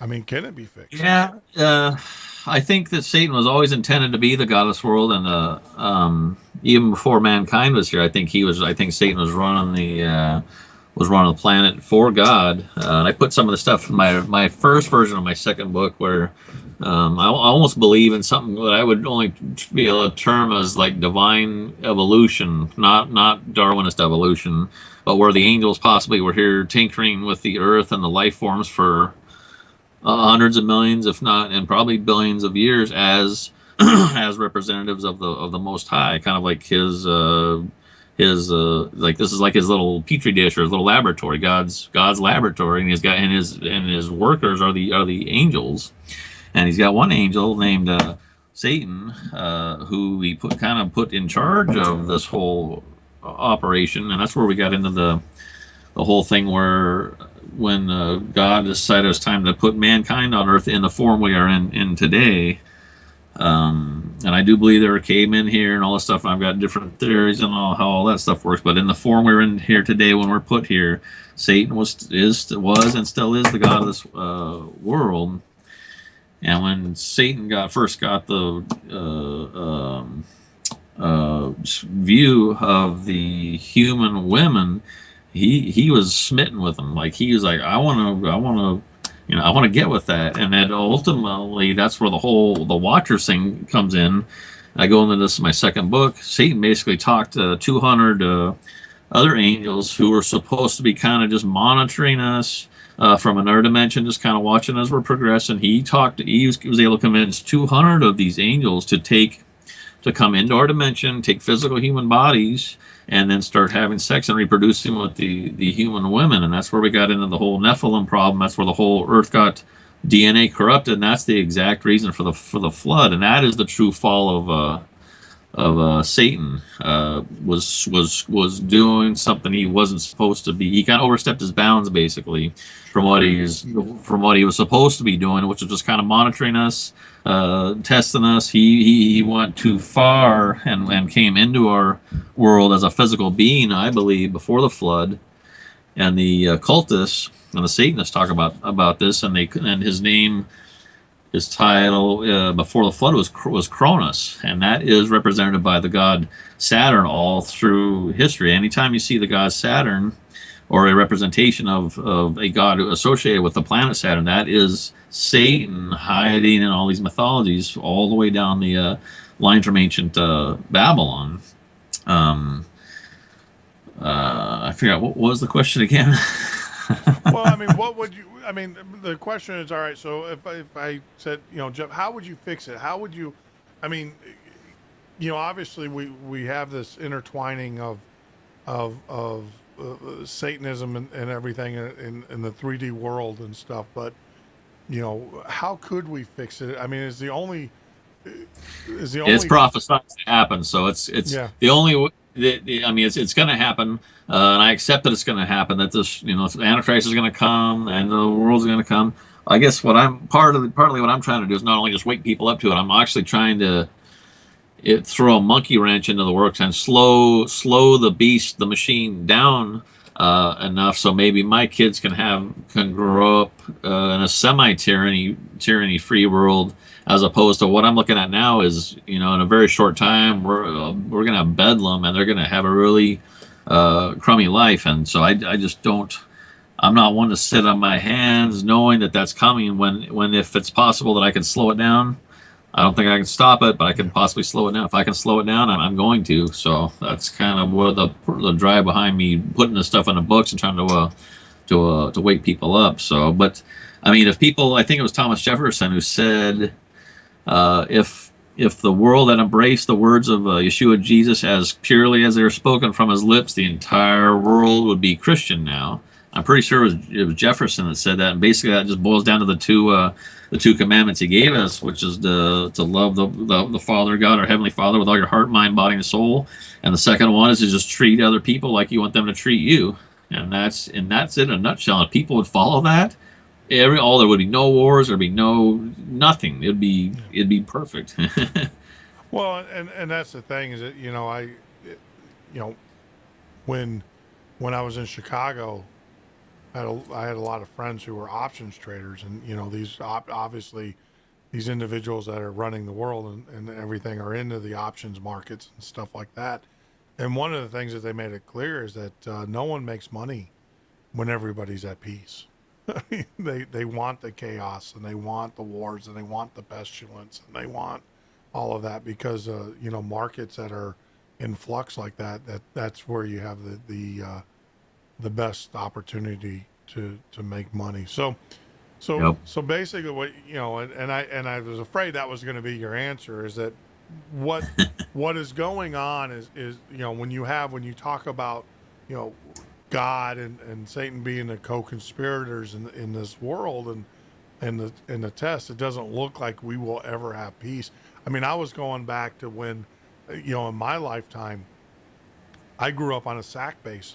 My father was in the Air Force, and we always had nuclear weapons. But I can tell you, there was a time as a kid growing up where we didn't have wars.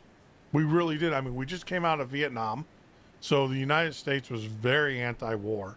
Every once in a while, as I grew up and as I got into high school, but my elementary days and stuff, we weren't in war. Now that we had the Cold War going on, but we really weren't in war. But I'm looking at my kids, and from the day they've been born, we have been at war. We have been at conflict. I mean, we're talking hot wars, not cold wars. We've been at hot wars, and that's just got to be to the psyche of these young kids. I mean, I don't know if they just don't care or whatever. But I was afraid of the nuclear war, of us getting annihilated from nuclear bombs, and everything. Maybe we're just so far detached from it that our children don't even think about it anymore. They can care less. But there isn't a place in the world that we don't have soldiers in some form of conflict, which is really, really, And that's we have disturbing. bases in like 150 countries or something. We have military bases in 150 Yeah, countries. yeah. I mean, and we have. I mean, think about it. Now, I will tell you this: is and I know that a lot of people get upset when I say this, but I don't care. I'm going to say it. It's my show. Um, every conflict in the world that has one commonality. And I'll just leave it at that. Um, and you guys can kind of figure out where I'm going with that one. But it just seems it just well, since I brought it up, I mean, how Satan and Muslims. Now I know that they have their own form of Satan and everything. I mean, do you think that obviously Satan's everywhere? Um, what's your feeling with ISIS, and do you believe that ISIS is actually the army of Satan? No, I think ISIS is the army of the CIA and Mossad myself. Yeah, that's all. We'll just control the opposition to get people all wound up against the Muslims, and I mean, how many of those beheadings were virtually proven to be taking place on a green screen and all this Yeah, stuff? yeah. Um, so Well, who would I be turning that out but the CIA and well, Mossad and, and getting and away with it? well, I mean, ISIS, and I kind of agree with you. I mean, I think I've come to the same conclusion that you have, is that ISIS is, as John B would say, is us. ISIS Yeah. is us, and for a lot of people don't, as we all pound our chests, those Americans that pound their chests and say we need to annihilate ISIS. They need to understand ISIS was funded 100% by the United States government. It's like you Al can't- Qaeda. Yeah, Al Qaeda started as the CIA op in Afghanistan against the Soviets. I mean, all Al Qaeda means is the database, and that was the original CIA database of the Mujahideen fighters. They were gathering up to fight the Soviets. Sure. Nope, and that's and I mean that was but there was a time span between those two periods of our history, right? Where ISIS was solely funded. You have John McCain over there with a lot of the ISIS leaders. Yep. We've had leaders of Al Qaeda visit the White House, and we've had leaders of Al Qaeda, which is kind of like the parent corporation of the substitute. Now they're fighting with each other because one's like, whoa, we got to back off. Like most corporations, they progress and then they want to pull back a little bit and then progress more. Where ISIS is going for the touchdown. A lot of Americans need to understand that that ISIS is us, and we have funded a lot of their efforts, and we have put them in the position that they're in.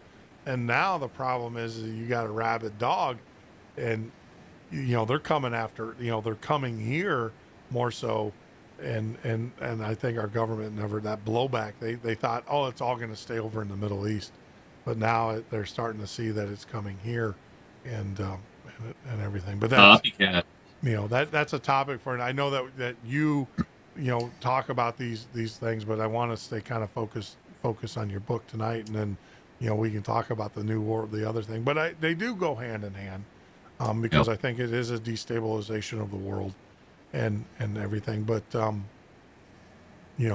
let's talk about, now this is the thing that got me, the apocalypse of Abraham, your section on the apocalypse of Abraham. Can you kind of go into the details and kind of explain that, because that obviously Abraham is a key figure in a lot of modern religions.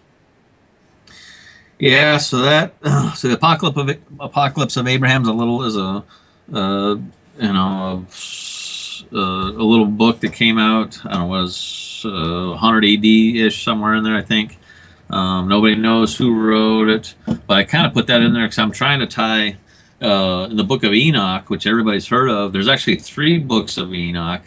It's the first book of Enoch is the main one that people need to definitely take a read if they ever have time. I've read both the second and third. I think the second and third are actually disinformation, but the first one I do believe is legit. And in that book, when I first read that book, there's a character in there named Azazel, and he's one of the leaders of the Watchers, of the fallen angels. But he's almost like the leader of the leaders of the Watchers. And so when I read that book, I was like, okay, so there's this Azazel guy, there's this Shemjaza guy who's like the leader of the Watchers, and this Azazel guy's kind of separate, but they're all fallen angels. So I wanted to do, so I started doing research on Azazel and Shemjaza, who are basically the leaders of the Watchers from Genesis 6. And every time I look into Azazel, I kept running into Saturn worship and Saturn and all this other stuff. And I finally plugged it all in. Azazel in the Book of Enoch is Satan, who came here in a physical human body before the flood. He was here in person in the flesh, I believe, and according to how I lay this out in my second book. And he was reproducing with women and creating these monstrous giants called the Nephilim. So I forgot your question again. I'm a little rusty. I haven't been on air in like a month. I'm doing. That's fine. No, what I was referring to or trying to get you to talk about Apocalypse of Abraham. Okay. The Apocalypse of Abraham, and because obviously Abraham is a key. It's kind of like Abraham is where it all begins, right? I mean, yes. As far as modern Christianity goes, I mean, he is he's the first, and you don't pull any punches in this book, but you definitely go after the Apocalypse of Abraham and the significance of that. So I included that, Jeff, just to try to tie the character as Azazel to Cronus and to Saturn and to Satan. It's almost like helping to bolster my case that Azazel in the Book of Enoch is Satan, because when you read the Apocalypse of Abraham, the only character that could be Azazel in this book is Satan. So so basically, I was just trying to build a case in my second book showing how Satan has always ruled over us on this earth. That's why the Bible tells us he's the God of this world. I'm just trying to explain why he is all of that, and why God would even allow that to be. So yeah, gotcha. Okay, so and then of course you go on and you talk about Baphomet and Pan and everything, but Saturn worship. That was one thing too, is that I don't understand, and maybe you can explain this, is the significance of Saturn. I know David Icke talks about Saturn, and we talk about the Nephilim and everything. I mean, why are you picking on Saturn, man? There's some bizarre stuff going on with and it's not the planet Saturn. Saturn is actually a sun. A lot of people don't know it's a brown dwarf sun. It's not even a planet. It is actually a sun. And there's some bizarre stuff going on with Saturn. If you go, I've got pictures of my second book, but you can go to like a Google image search and type in Saturn hexagonal storm, and on the North Pole of Saturn, there's a giant ever perpetuating cyclone hurricane storm, and it's in the exact shape of a hexagon, a six-sided hexagon. It's not round, it's in a shape of a six-sided, specifically hexagon, which NASA cannot explain. Nobody can explain how that's even physically possible. I mean, obviously, if it's going in a circle, it should be a gradual circle. So you've got that going on Saturn on the North Pole, giant hexagonal shapes. From then on the South Pole, you've got what virtually looks like an eye, like an eyeball. It's an oblong shape, and it's another self-perpetuating storm that's always on Saturn. And that's where I believe that all of this Saturn satanic occult imagery comes from. With the six-sided hexagon, you can get the six-sided star, the hexagram, which originally was dedicated to the planet Saturn. It was originally called the Star of Remphan. Before it was the Seal of Solomon, before it was the Star of David, it was a representative of the god and the planet Saturn. And I also believe that's where the all-seeing eye imagery comes from, is from the storm on the south side of Saturn, and I don't think they could. I don't think they could physically see those planets clear back then, because obviously they didn't have high powered telescopes. But if you've got the God of this world telling you what's going on with this planet Saturn, relaying this information to his followers, they're able to take that information and turn it into symbols to be used in occult ceremonies to conjure Satan, to let him know they're trying to communicate with him. So definitely the sun, Saturn physically has something to do with the supernatural also, I believe. And so David Icke might be onto some stuff. I still think he's a little new agey, a little fringy for my taste. Some stuff I agree with, some stuff of his I don't. But he's onto something for sure with this. And I don't know if I particularly believe his. I think he says that Saturn is like a transmitter that sends the holograms to the moon that are beamed down to the Earth to create a reality and all this, which I'm not going to discount that completely, because he might be onto something there. But so it's always interesting to take everything in, and everybody's going to have their own opinion as to what their version of the reality is, and I try to respect that as much as I can with people. So I just let people know what I believe and why. Yeah. No, I'm actually, I did that. I went out and Googled and looking at the JB. I mean, that's incredible. Now the physical, for me, I would say that everything, the reason why you get the geometrical shapes is the golden rule kind of thing. Yep. Not the golden rule of do unto others, or Jesus is golden rule, but the mathematical golden rule. And that's why like honeybees make like hexagonal honeycombs, and the snowflakes are always six-sided, and just stuff like that are irrefutable laws of this 3D world. Nature. It is amazing though that you say that, and you're right. I mean, they never had telescopes. I mean, a lot of this imagery is now coming from Hubble and some of the more sophisticated telescopes.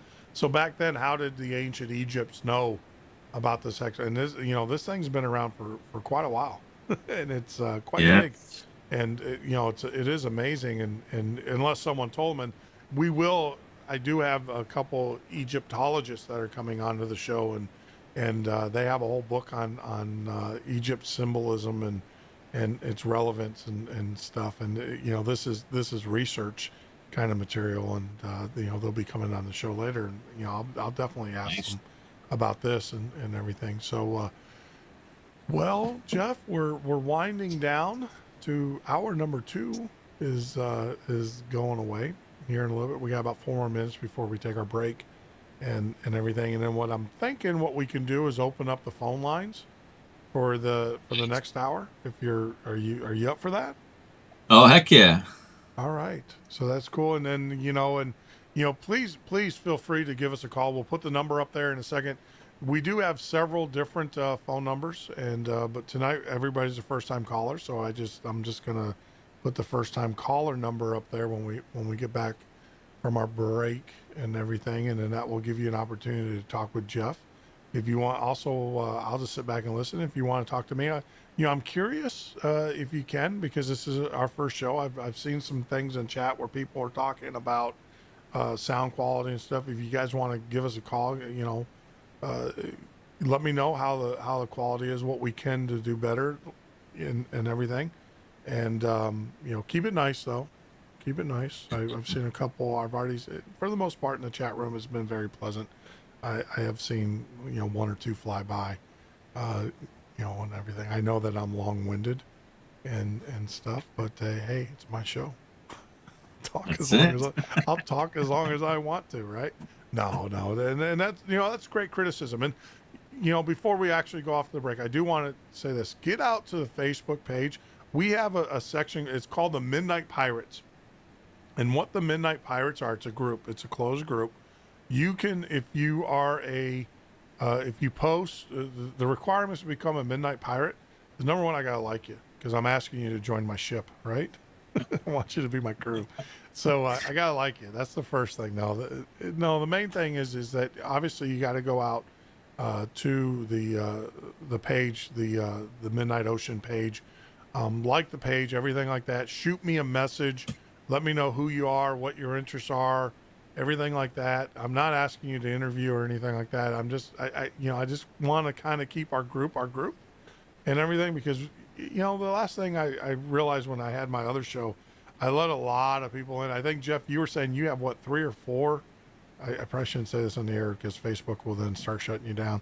But well, you're like me. I mean, you get 3 or 4 Facebook pages going with 5,000 people on each page, and the problem is that you get some pretty crazy stuff going across there.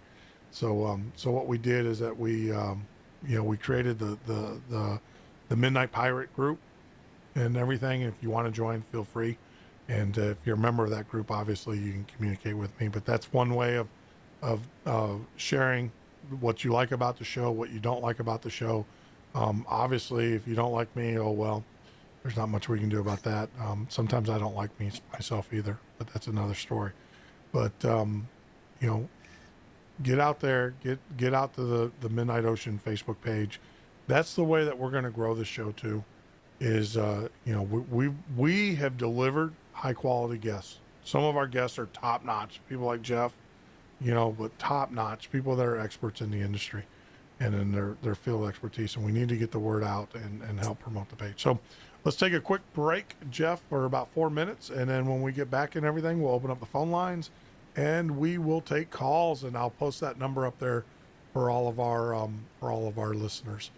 But you're listening Nice. to Jeff Norton, the Midnight Patriot. See, I gotta stop doing that. I've been doing it for so many years. It's the Midnight Ocean radio show and podcast. Radio show and podcast.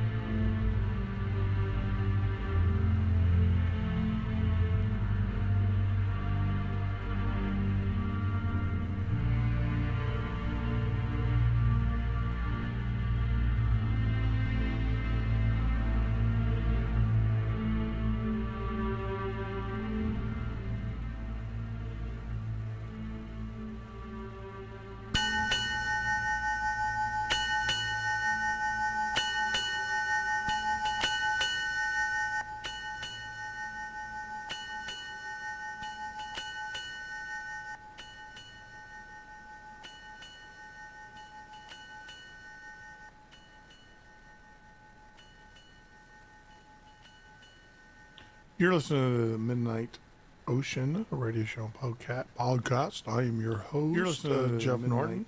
Ocean Radio Show and stuff. I gotta fix that echo, Jeff. That is going to drive me up the wall. But you know what? Seems like that seems to be the only problem up the wall. But of the show tonight. Seems like that seems to be the only problem of the show tonight. Is that double echo? Jeff, are you there? We have lost echo. Jeff, are you there? Oh, here he comes. We have lost Jeff. Well, there we are. Okay, talking on mute. Yeah, I hate that when I talk on mute. You just missed it, man. I just gave you the next lottery ticket. Talking on mute. You know, everybody else is going to make the $1 million. You just missed it. I just gave you the next lottery ticket. That's it. You know, everybody else is going to make the $1 million. So as promised, what we're going to do is we're going to open up the phone line. So as we have one rule and one rule we're going to do, no cussing, is we're going to open up the phone line. We have one rule, only no cussing. Yeah, the no F-bombs, no nothing. Let's keep it clean. We kind of keep it clean because we eventually we will be feeding this out to radio stations, so we don't want people to get used to that. And to be honest with you, it's not the type of show that I want to have anyways. I once had a professor tell me in college that people that cuss, the reason why you cuss is because you have nothing interesting. Professor tell me in college that people that cuss, the reason why you cuss is because you have nothing interesting. Never really got into that. Now I will tell you this: I am a sailor, so I will cuss like a sailor. Got into that. Now I will tell you, it's still echoing to you, Jeff. Okay. How about now, buddy? There we go. Yeah. So no, you can just say, "Hey, Jeff, it's echoing." Or I was. I don't think you can hear me over the echo. No. Oh, I got you. I found the typing feature there, so I'll use that. Yeah. So hopefully the phone lines work. That we don't have an issue with that. So with that, what I want everybody to do, if you want to join in the conversation, feel free. The phone number is 312-588-1200. That's area code 312-588-1200. Go ahead and give a call in. I'll go ahead and flip the slide here. Check this out, Jeff. If you're watching the internet, the YouTube page, we're getting all fancy over here and everything. So it will slowly, yep, that's 312-588-1200. You are correct. Feel free to call in. It'll ask you to, say what you want to talk about, and then you can just hit the pound key. You can just go ahead and hit the pound key. What that is eventually that system will be so that we can, well, looky there. See that? Our little trolls are back. Jeff and stuff. Look at that. The gremlin. No, it's not the gremlins. What it is that in the hybrid, but watch this. I have the power. You can't watch it because it's not yeah, so what happens is that we have individuals who will basically attack our server and do a denial of service attack, and that's exactly what they did. So for anybody that was trying to call in, please you can try to recall area code 312-588-1200. Speak with Jeff, both Jeff squared live and everything. So we'll just kind of see how this goes. But yeah, once again, we were getting hammered. It's all your fault, Jeff. Those hackers. Just like before. Don't they know that they have Hillary Clinton email boxes that they need to be attacking? Yeah, there you go. Don't they know there's a few out there that we don't know about yet? And there's a few out there that we don't know about. There's some good ones probably. Or bad ones. Yeah. So, all right. So we're back up and running. So there we go. Yeah. So no, I jumped in and I noticed that there were some people that were, like I said, attacking us and stuff. So we'll wait till the phone lines queue up here and stuff. There's no one who wants to talk to you, Jeff. Sometimes they flood in. Sometimes they're speechless. They're just. Yeah, that's right. Yep. No, I'm so full of good news and all that. You know? That's fine, man. I like talking to you anyways and stuff. Hey, tell me about your. I know that you guys. All right. I gotta ask. I know that you and Eric, you guys have your show. I went out to your website. What's going on there? Did you guys get hacked on your website? So our YouTube channel got taken down 2 or 3 or 4 months ago. We got in a big battle with some professional trolls Sure. who ended up getting a copyright strike on our account because we were using one of their videos against them to try to show how they're such upstanding people, and they filed for a copyright strike against our account and had it taken down. So we can't broadcast live on our one channel, but that supposedly is getting remedied, and we might be back on the air next week, hopefully with the Spitfire and the Sentinels show. So Sure. have to see what's that. Wait, So they filed a complaint on your YouTube channel, and then they. because we used part of one of their videos without their permission, so we technically violated their copyright by not getting their permission to use their video against them. So they took the low road and filed a copyright strike against our main channel, and actually had it pulled down where we weren't able to broadcast live for I think it was 4 or 6 months or something like that. It's a tough game, man. Yeah. No, well, that was one of the things, and actually, this is a great time for me to say, YouTube, but they already know the music and stuff. We only use. All right. So what we're doing with our show is that we have the 2 4-minute segments per hour that we use for advertising. The music that we play is either from Kevin McClone or Ben Sound, which are actually royalty-free music that we're allowed to use. And we have a couple professional musicians that are coming on the thing. We can't even use their music. I was told by the lawyers and stuff. I mean, it's getting that crazy, especially with YouTube, that even though these people are our guests and they're the artists and they own their music, we still can't play their music unless we pay ASCAP and BMI. Even though they say, "Here, play my music," we still can't play it because it will get us banned from YouTube. And I've got 2 very well-known artists, musicians coming on board that are going to be talking about their experiences, on the road in the 80s and 90s. And they've sent me clips and stuff, but the attorneys are like, the most you can play is 15 seconds. And, or you're going to get kicked off YouTube, which is it's just insane. I mean, everybody's out trying to get their money, right? Yeah, and YouTube's owned by Google, so I'm saying Yeah. They all want to get paid. They all want to get paid. What is funny, because you as an author will know this, Google will rip your stuff off in a heartbeat. Oh, yeah. There's a lot of books out there that I read and stuff. I get right up from Google Docs. I don't have to buy them off of Amazon or anything. I can just get them right from Google Docs. And they're more. It's crazy. It's just the first version of my first book, I think, is on there. I think I uploaded it to Google Docs right when I first let it out, but it's gone through so many changes. And it started out at 434 pages. It's at 648 as of today. So 2 years later, it's grown a couple hundred pages. It's not growing anymore. I'm done messing around. I'm gonna help you sell books here, Jeff. The first book that Jeff put out on Google Docs is all lies. Don't buy it. Don't read it. It's all lies. He's tempting you like the devil is tempting you. The only real book is at Amazon.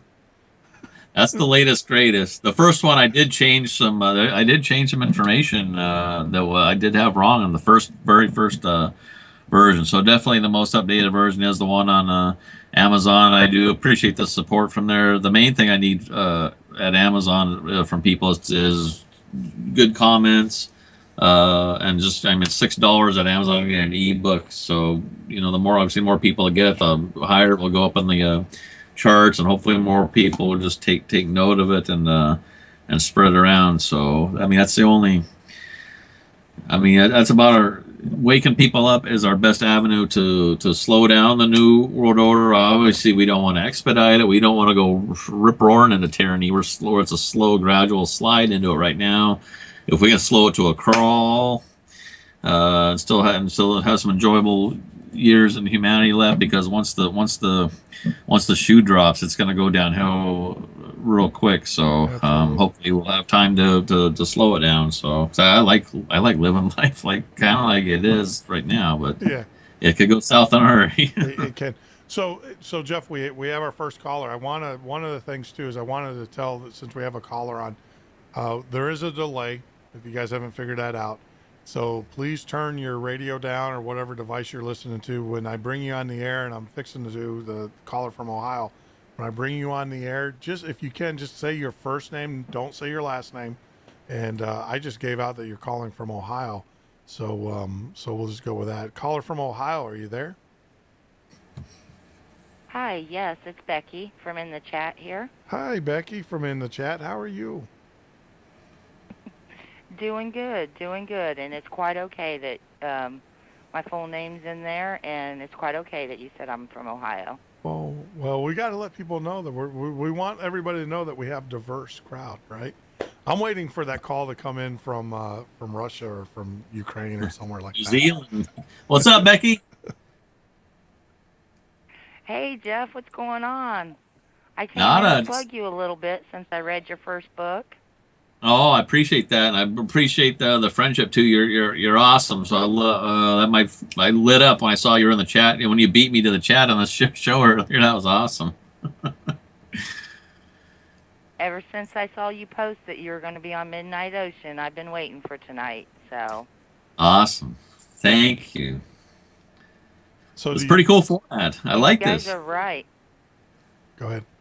You guys are right. I have to stop looking at the screen because I see the delay in your mouth when I'm talking. Yeah, no, it's messing me up. It's been throwing me off, with this video. This whole video thing is new to me.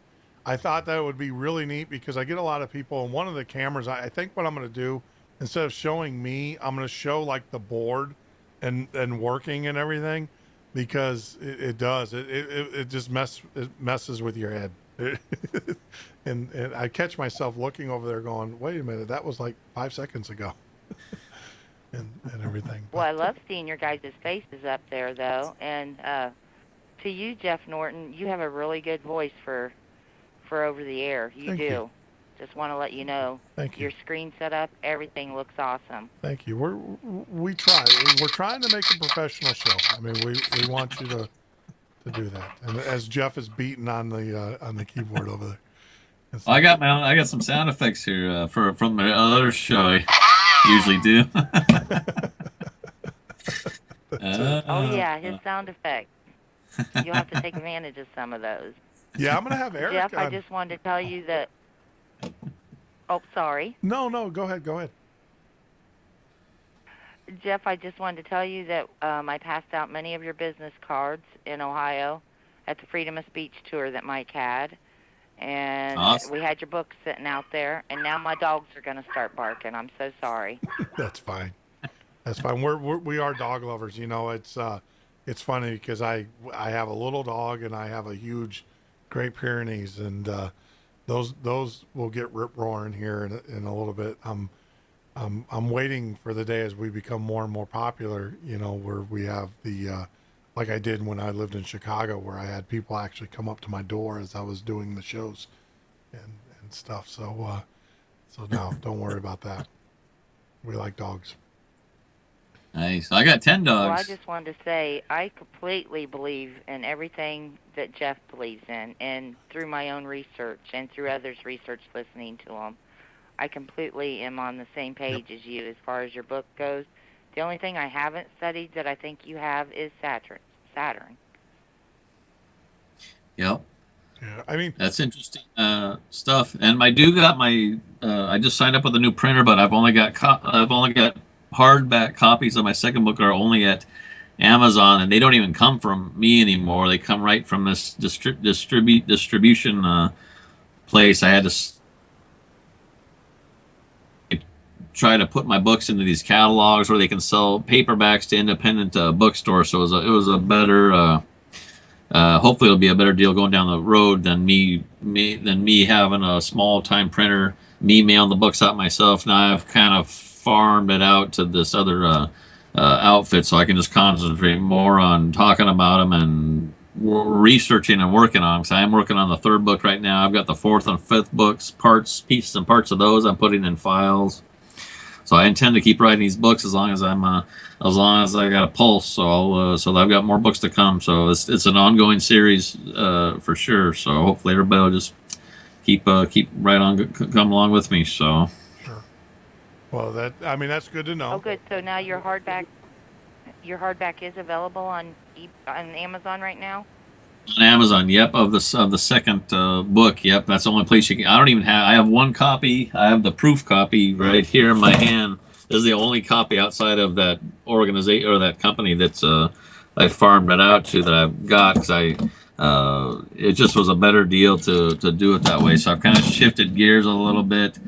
Hopefully, I'll be able to start selling more paperbacks. I don't sell hardly any paperbacks. It's mostly ebook sales, it seems, but which I still don't understand because I'd rather hold a paperback in my hand with a highlighter and bookmarks and go through it. Well, you can't really do that with a Kindle per se. So I'm just kind of making up as I go here. So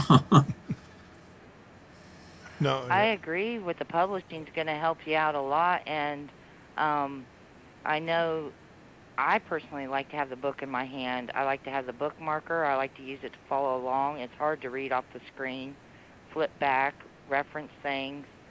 Yep. And I'm seeing in chat that I don't think people realize that it's actually available in hard copy right now on Amazon, and consider it one sold to me.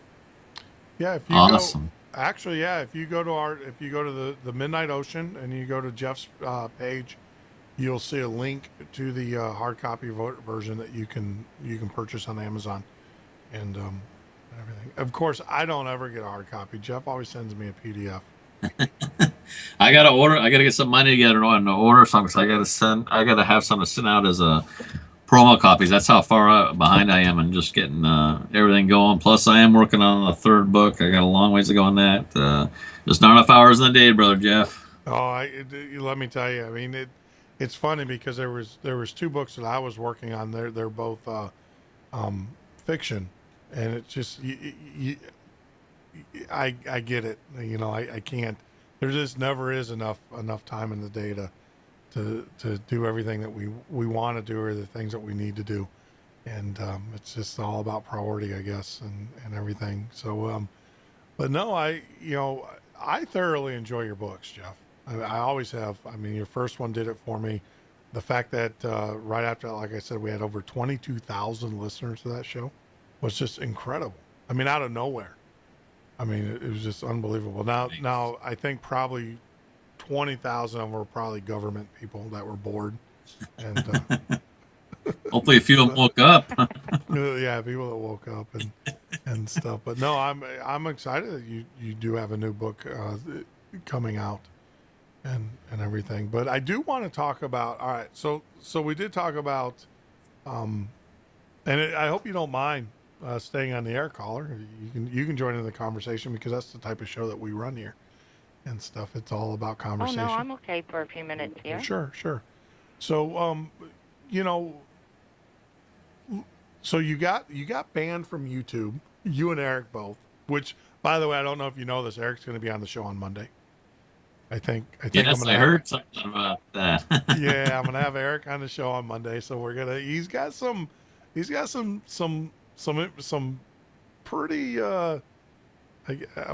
some information that he wants to share with our listeners for the first time. I think it has something to do with the fiasco in Oregon. I'll just leave it at that, and let everybody else draw their own conclusions and stuff. So your show, obviously with your books, but you do run a show, a YouTube show. Do you have so you're getting that back next week? Is that what they told you, that they're going to allow you to come back next week? I understand from Eric that our restriction ends on August 8th, which is the night he's supposed to be on your show. So I anticipate we'll be on on the air the day after that. So because I'll be tuning in here. Gotcha. And by the way, I got plenty of bandwidth if you want to use my show. If you want to use my account, That's I'll be glad to share it with you. Oh yeah, that's where I think I told because Spitfire knows a lot way more about all this broadcast and stuff than I actually know nothing about it. So I told him to get with you about that. But that could work out pretty good, I think. Yeah, because we are putting together a network and stuff, but that different conversation for a different day and stuff. So your show is going to be back on the air after you come out of YouTube jail. And yes. Everything. I'm surprised at Facebook. Now, did you get nailed by Facebook at all, or no? Because they're the ones that usually get you first. Facebook. When I first came to Facebook, right after my first book came out around the first part of 2013, I was in Facebook jail a lot on my main account. So I did set up satellite anonymous accounts so I could stay on there and keep causing trouble, at least keep a presence when my main account was down. But so now I've got 4 accounts and about 20,000 different friends on there. But I know. Yeah, he'll figure it out soon. You don't want Satan to know what you're doing, my friend. You don't want. He knows there's some resistance out there. Yeah, it's it. I think it's almost like a cat and mouse kind of game. They when you have that power. I know Zuckerberg. I'm sure he's sitting there looking at people's Facebook pages and he's looking at his buddies. I can see this as he's sitting there with his computer, with his camera covered and his microphone covered, because no one's watching you, right? But yet you see him, you see his computer and he's got the tape over everything. But darn well Zuckerberg is sitting there going, "See this guy? Watch this," and he hits a button and boom, the page just explodes right there. And stuff, and that's power. I mean, a lot of people don't realize. I mean, and there are alternative medias, and unfortunately, we're using them.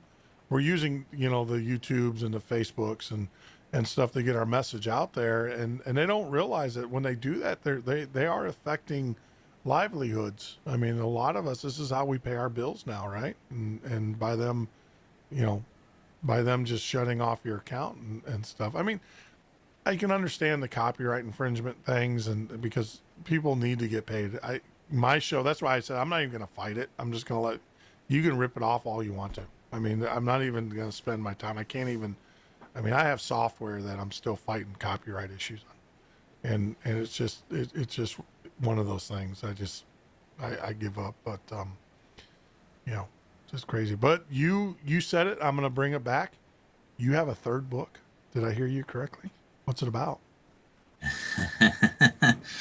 Yes, I do. I'm working on it right now. It's gonna kind of be I don't want to say it's gonna be a holy book, but it's gonna really rip the veil of deception off of organized religion, especially with Christianity.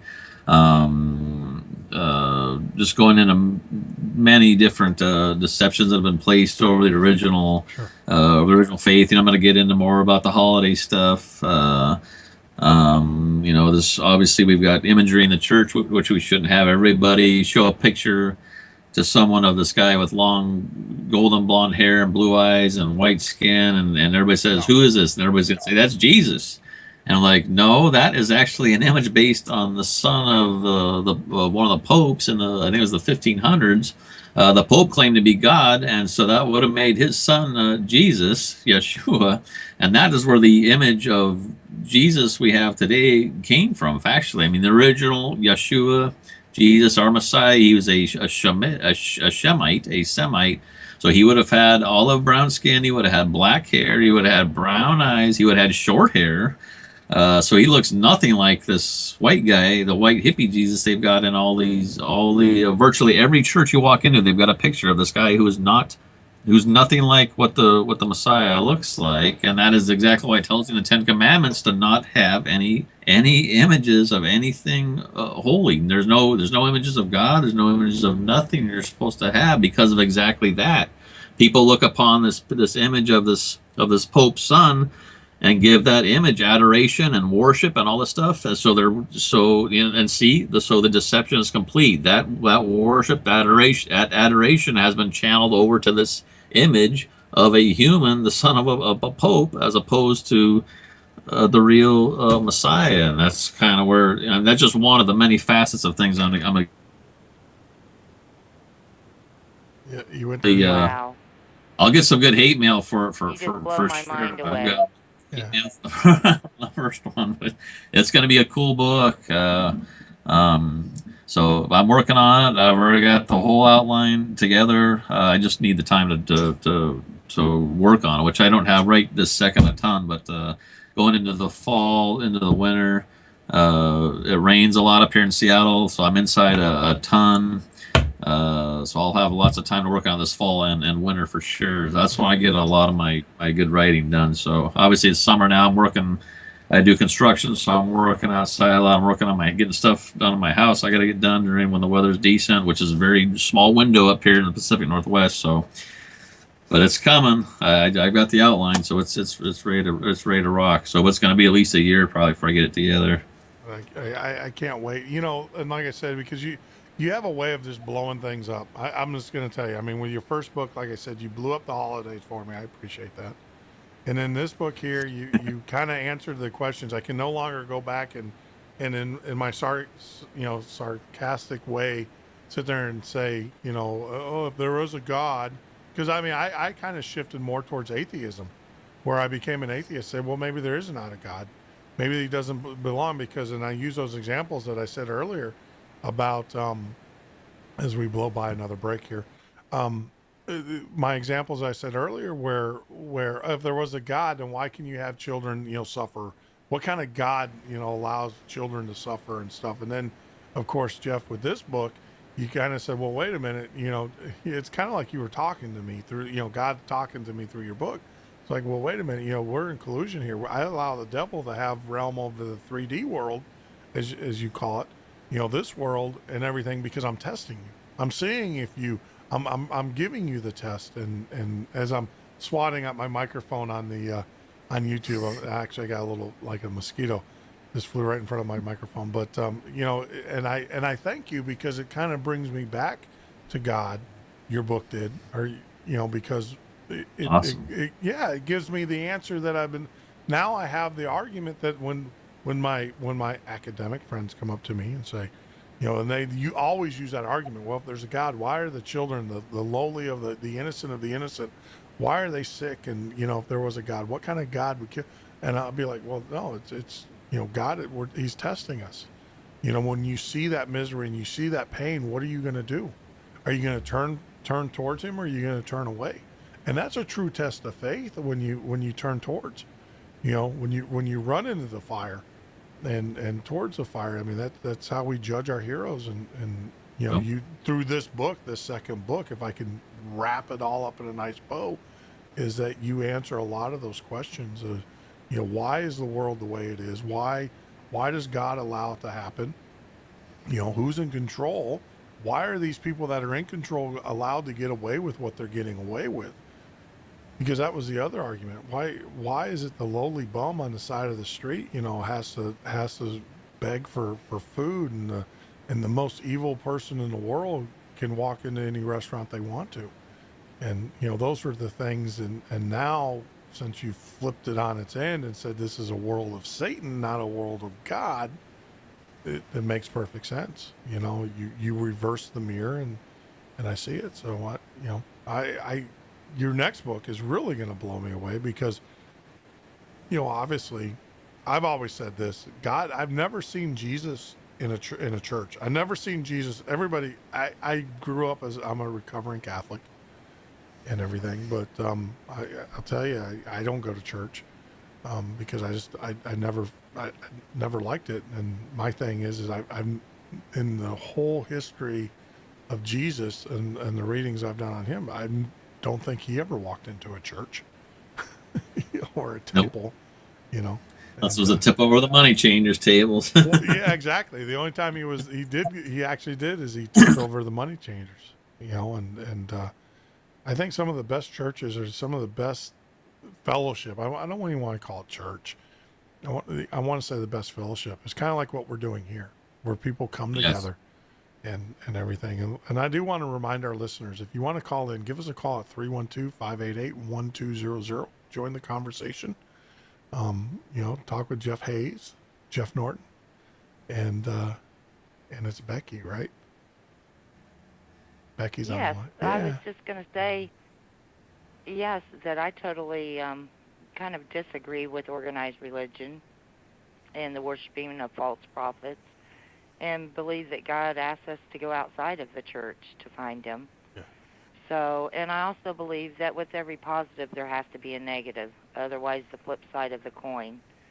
So, hence, you know, Satan lives here on earth right now. So, Yeah. I'm also a recovering Catholic, and I really woke up when I found out about the Pope and the evil doings there, and Yeah. it kind of pulled me out of the church completely is what it did. Yeah, And I think I have a much better relationship. Yeah, I mean, Sure. you know, Pope John But Paul. I'm going to let you guys go. Okay, well, Becky, But I appreciate the time on the air. yeah, welcome, Thanks, welcome Becky. to the show, and you know, feel free to call back. Like I said, we'll tighten it up a little bit more as we, as you know, we'll get better at it a little bit. You know, it's like I said, it's been 2 years. I was on a 2-year hiatus, and everything. But I do appreciate you joining us. Get out to our website, look at some. We have a great author, dream interpreter coming on tomorrow, and Amy, and everything. So you know, feel free to join us tomorrow, and I'm going to try to get that conversation and get you guys on the line with her a little bit sooner. So Becky, once again, thank you for joining us, and God bless you. So, you know, with that, Jeff, I mean, like I said, it's exciting stuff, you know, what you're writing about. And I'm a fan, always have been, always will be, and everything. So is there anything that we left out that you want to talk about?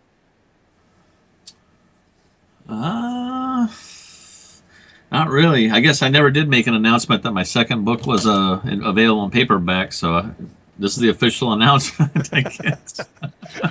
I should put up a post or something. Probably let people know that, but I just kind of got it put to bed and moved on to everything else I got going on. But it better be your out of paperback, because I got a link to it. I'm selling. No, it's on there. It's on there for sure. So it'll be interesting to see if this new distributor can get it into independent bookstore and stuff. I'm gonna start beating the pavement myself, calling bookstores around the country, and emailing people and stuff. This month is super busy for me. I'm actually gonna try to do a bunch of radio shows and on other people in September. So this is almost the opening salvo of my radio tour is right here. I went out with my buddy Sean Carone a couple months ago, but I was still working on a bunch of stuff back then. So I'm slowly getting a radio tour machine into motion here. Yeah. So I mean, do you have your own publicist, or you are your own publicist? I'm it, man. I'm You're editor, publisher, writer, promoter. So anybody that helps me out is awesome. People like Becky and Kim, Kristen, everybody, you know, Spitfire. I mean, everybody I know is real good about spreading the existence of my books around. I just can't thank everybody enough, and thank you, Jeff, for having me on your show. I'm not leaving just yet for sure, but appreciate you bringing me on your first show, man. That's awesome. Come on, it was only appropriate and stuff. And then you know, I wanted to make sure, like I said, I wanted to get this book out, because I honestly, and I'm going to talk to my audience out there here for a second.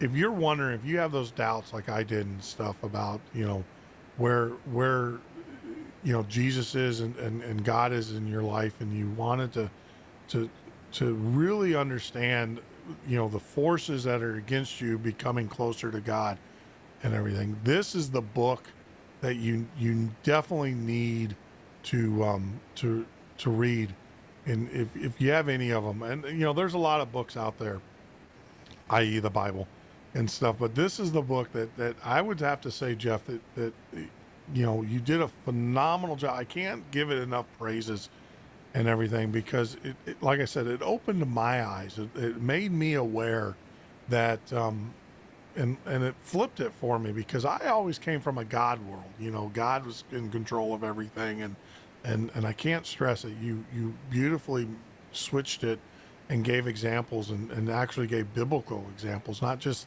pulled it out of, I think of it's this way or that way, but you did a phenomenal job on pulling out. It looks like we got another caller. Let's bring him on once again. Caller from Missouri, you're speaking with Jeff. And Jeff, can I get your first name? And obviously I told everybody where you're calling from. Kim. That's fine. All right, Kim. Welcome. What's up, Kim?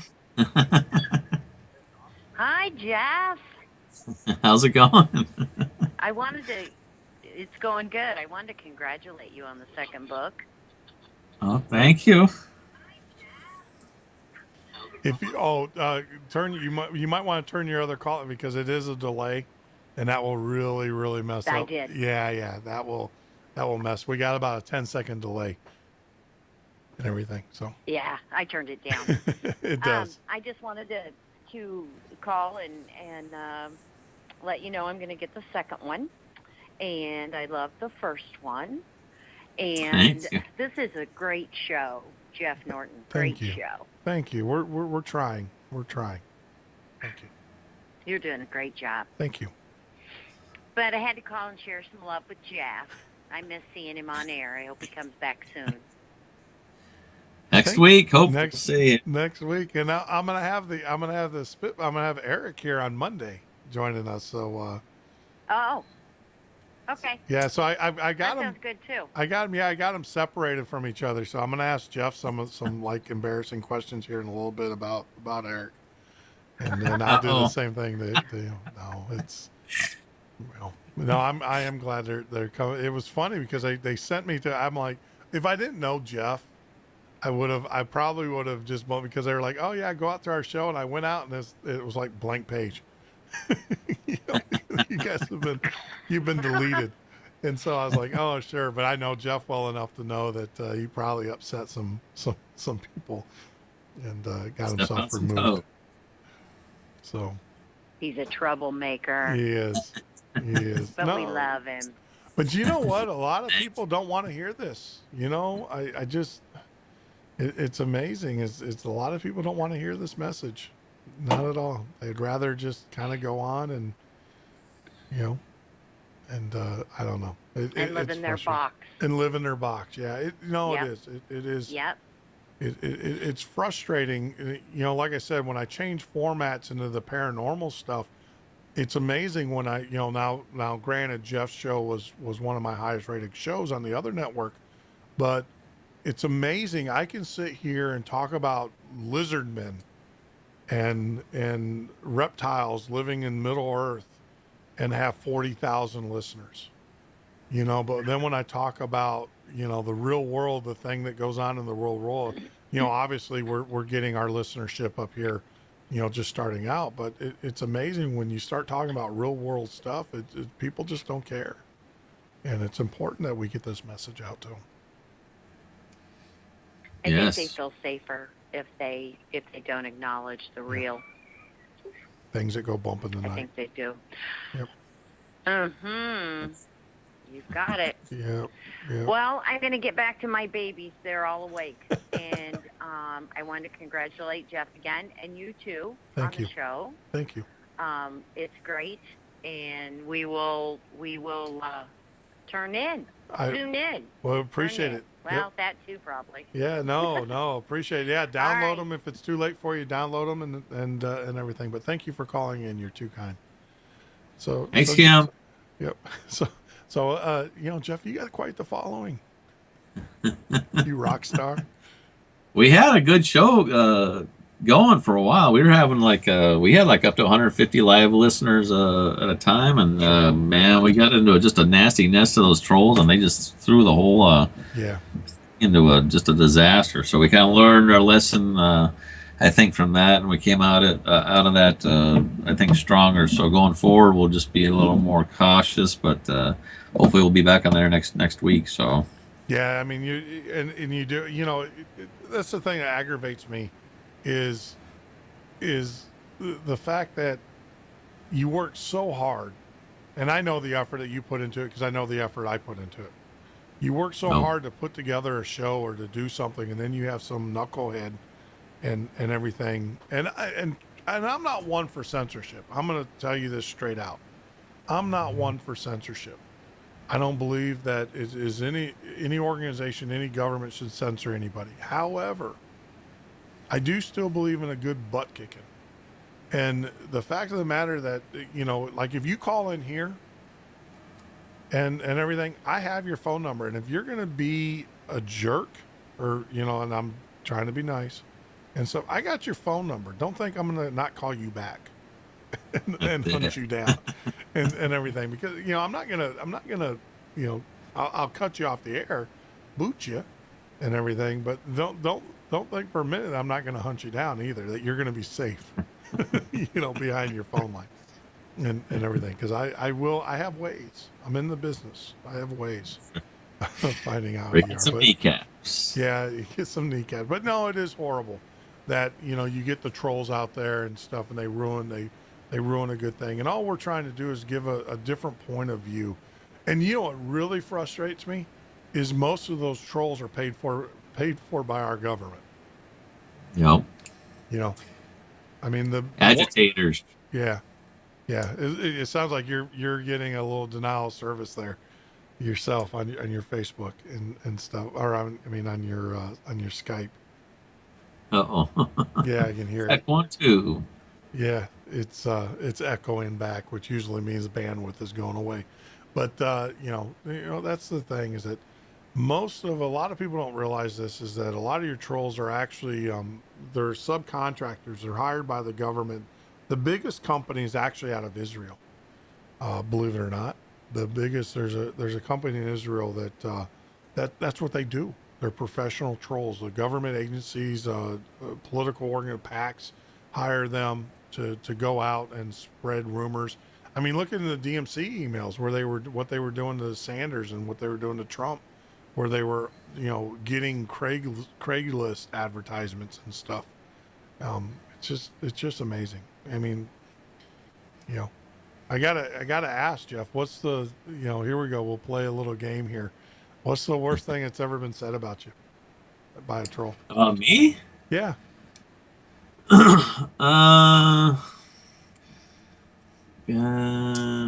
Probably just that I don't know what I'm talking about. That's normal. That's probably about it. I mean, I've got a real clean internet history. I just kind of keep to myself. I try not to get into other people's business, because God knows I've got enough stuff going on my own without trying to mind everybody else's business. So I just kind of stick to myself.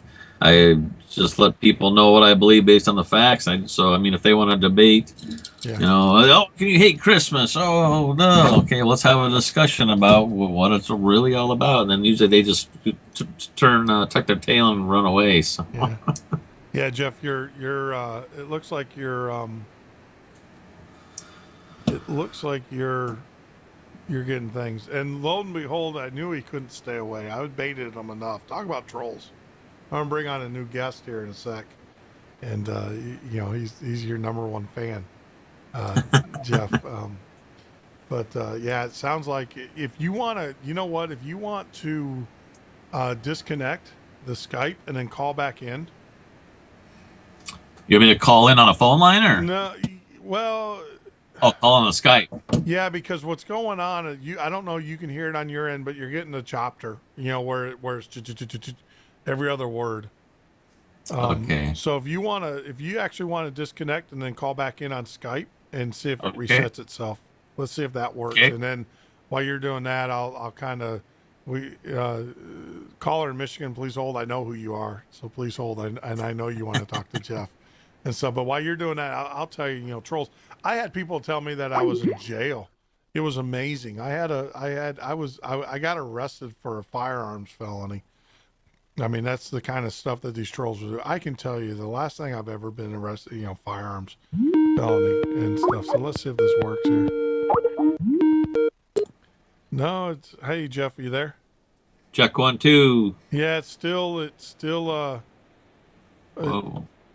yeah, what it's doing is it's hashing out. It says I have great quality, but it's got the chopper sound to it. Weird. Which is really, really weird. Hold on, let me check something here real quick. Say something. Check 1, 2. Check 1, 2. Yeah, it's still coptering out. It's weird. It's kind of like your and it's only doing it when you're talking. So don't talk. don't say one. But before we lose a guy, I got to bring this guy on. Talk about thing. I like I said, I don't know if you heard. The worst thing that's been said about me as a troll is I got arrested for a felony firearms charge. I was in jail. I had a buddy who called me because I moved here to Florida. I had a buddy call me and he goes, "Is everything okay?" This is what was on the internet and the trolls. And I was like, "Yeah, everything's fine." He goes, "I heard you got arrested by the ATF." And I just busted out laughing. And I was like, "No, there, if you only knew, right?" So, but on that note, let me bring on a caller from Michigan. You're on the air. You're speaking with Jeff and Jeff. What's happening, Jeff and Jeff? I baited him. I knew he couldn't JJ, stay if I away. can call you J and J. JJ. I couldn't. I knew you could say it. When Jeff and I get together, we seem to have phone problems just about every time, don't we, Jeff? It's amazing how that works. Conspiracy, right? That's it. That's it. Actually, hey, Jeff, let's do this. Hey, Jeff, why don't you drop, because, yeah, it is pretty bad. Why don't you drop off, give us a call back on the hybrid at 312-588-1200, and we'll just drop the video. And then I'll just go back to a single frame and stuff. But yeah, it is kind of, I don't want to say annoying, but it is. Okay. Nope. Got it. I'll call right in.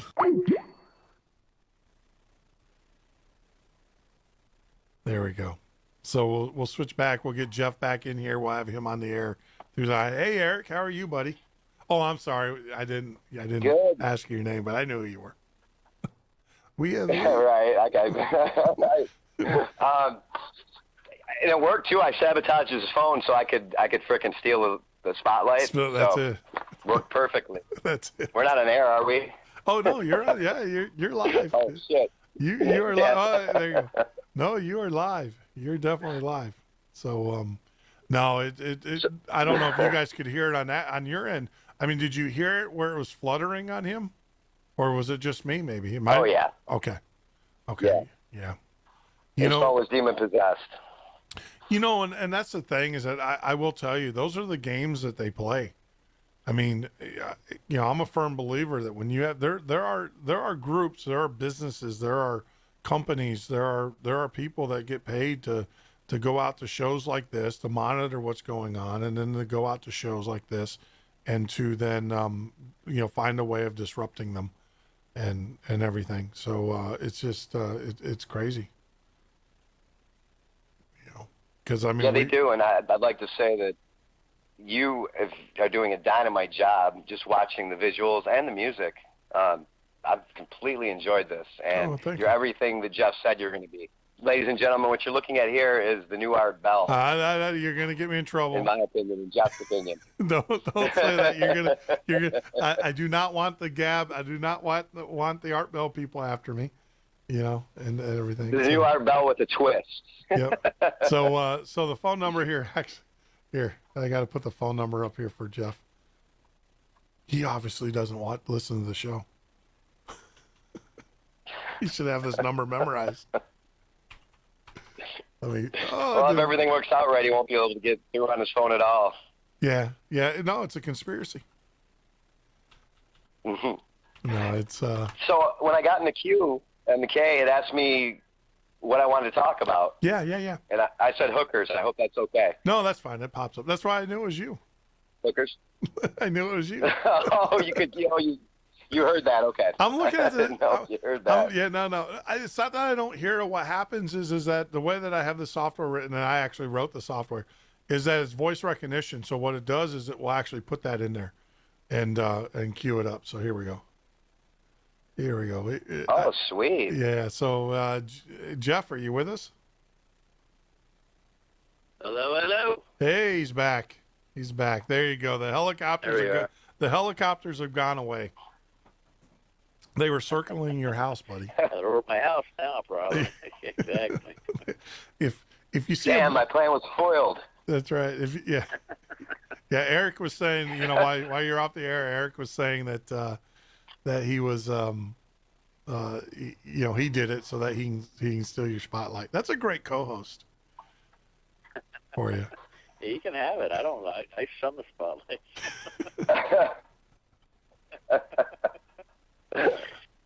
No, I don't go seeking fame and fortune at all. I'm actually more really a private, almost a loner type personality. So it's tough for me to get out and talk about some of this stuff. It really was to start with. I'm a lot more at ease now, especially knowing guys like you, Jeff, guys like Eric, and everyone else who's got the stones to get out there and just tell everybody what's going on. So a lot of people are too afraid to do it, but we do it because we're called to do it. So. Well, and that's the thing too, is that it was going back to some of the conversations that I had with some of my friends, saying, "Hey, Jeff, you got to get back on the air because," and I'm not, this is what has been told to me, and stuff, because I guess I have the ability to talk to people, and I never thought, I like people, but I don't. When I lived in Chicago in the city, I was that curmudgeon dude, like leave me alone, and stuff. But I love the interaction, and like I said, when I started this show, I said I wanted it to, and I think Eric, we were talking about this off the air a while ago, where I said it's kind of like bring your bottle of Jack Daniels or whatever you're drinking that day, it's coffee or whatever, set it up at the table and let's have a conversation. Let's just kick back. Well, you're from Michigan, so we can talk. It's like being at deer camp. Right. And I like the feel. I like the karma and the energy coming from this because, we are talking about some very serious subjects, and there's a lot of crazy shit going on in the world. Is it okay to say shit? It's on the show? It's all right. I've been really working on tweaking my F-bombs and my S-bombs. So that's all right. There's a lot going on in the world, but if we're not going to sit back and have some fun and have some laughs and try to enjoy ourselves, what's the use? Yeah. You can't. Well, you can't be all doom and gloom. You really, you can be serious. This is serious stuff. Like I said, this stuff wakes you up, smacks you across the face. But I don't think the purpose when Jeff put it together, I don't think the thing Jeff, were you intending to make us depressed? When you wrote these books? No, it's just kind of more, I think it's learning about what's really going on. It's almost a faith-building exercise, especially my second book. It's just knowing the more you know, the more truth you know, the more root truth you know, the closer you can get to God, I think, because you can cut out all the chow, all the fog in the middle, and just get right to it. So, it's. Obviously, it's someone's kind of disturbing to know for sure that there is factually a conspiracy in place against humanity. That they are looking to poison us, looking to cull us back. They put their plans right out there for everyone to see. If you go looking for it, they don't like humanity. They want to run the world with an iron fist under their master Satan. So it's our job to let everybody know what's going on for real. So. Well, all right. So this is, and you tell me if I'm way off or if I'm. One of the things that aggravates me, and I don't want to say the left or the right, because I'm a libertarian. I think I'm a left-leaning libertarian. I think we've established that right from the get-go. One of the things that was that Eric? Eric, was that you clapping? What do you got, a bell there? Here to Yeah. Yeah, I won't play Oh, the bell because my bell effects are all messed up. But this is the thing that gets me, that just aggravates me, because I go into these, I've been in some poor areas, right? And I see these people who just live off of they just live off of the government. And yet I find that these people, it's like, look, there is no place for you in the New World Order. Do you not realize that? If you don't produce, in the New World Order, go to China. If you don't produce, if you don't make those iPhones, you're going to jail, or you're jumping, or you're being pushed out of a building window. I mean, and it just irritates me. That's the part that, I don't think it's my frustration. It's my love for humans, because they just don't get it. They don't understand that if you don't produce in the New World Order, if you're not making widgets for them, you're a nobody, and you're going to be pounded back into salt and earth, and that's what they're going to do. Look at China, not Japan. Look at China, and what happens there. You think the Chinese government cares that you can't feed your kids? Do you think the Chinese government cares that you can't pay your electric? Either you produce, or you become fertilizer. And that's sad to say when we're talking about humans, but that is what the New World Order is going to get you. So as I drive through these inner cities, and I drive through these, even where I'm at, I think our average income here is like 19,000. They said over 80% of the people in the community that I live in receive some kind of government assistance. Now, most of it's retirees, so that's different. These are people that have built wealth and earned it and stuff, but they're still part of the number. But I look at these people who are standing there at the 1st and the 15th of the month or whenever, and they're waiting for their welfare checks. And I look at them, and I'm like, and then they go and they have the audacity to say, well, I'm going to vote for Hillary because she's going to make sure that I get that money. And I'm sitting there going, you guys don't understand. There's a day in which that money's going to run out, and then they're going to look at you, and because right now they need you to get their power, right? To get control, so they can make their laws, take the guns away from us, so that we can't protect ourselves or protect our families and stuff. And then they're going to come in and say, you don't produce, you produce, so you're going to go work for the state. You don't produce, you're fertilizer.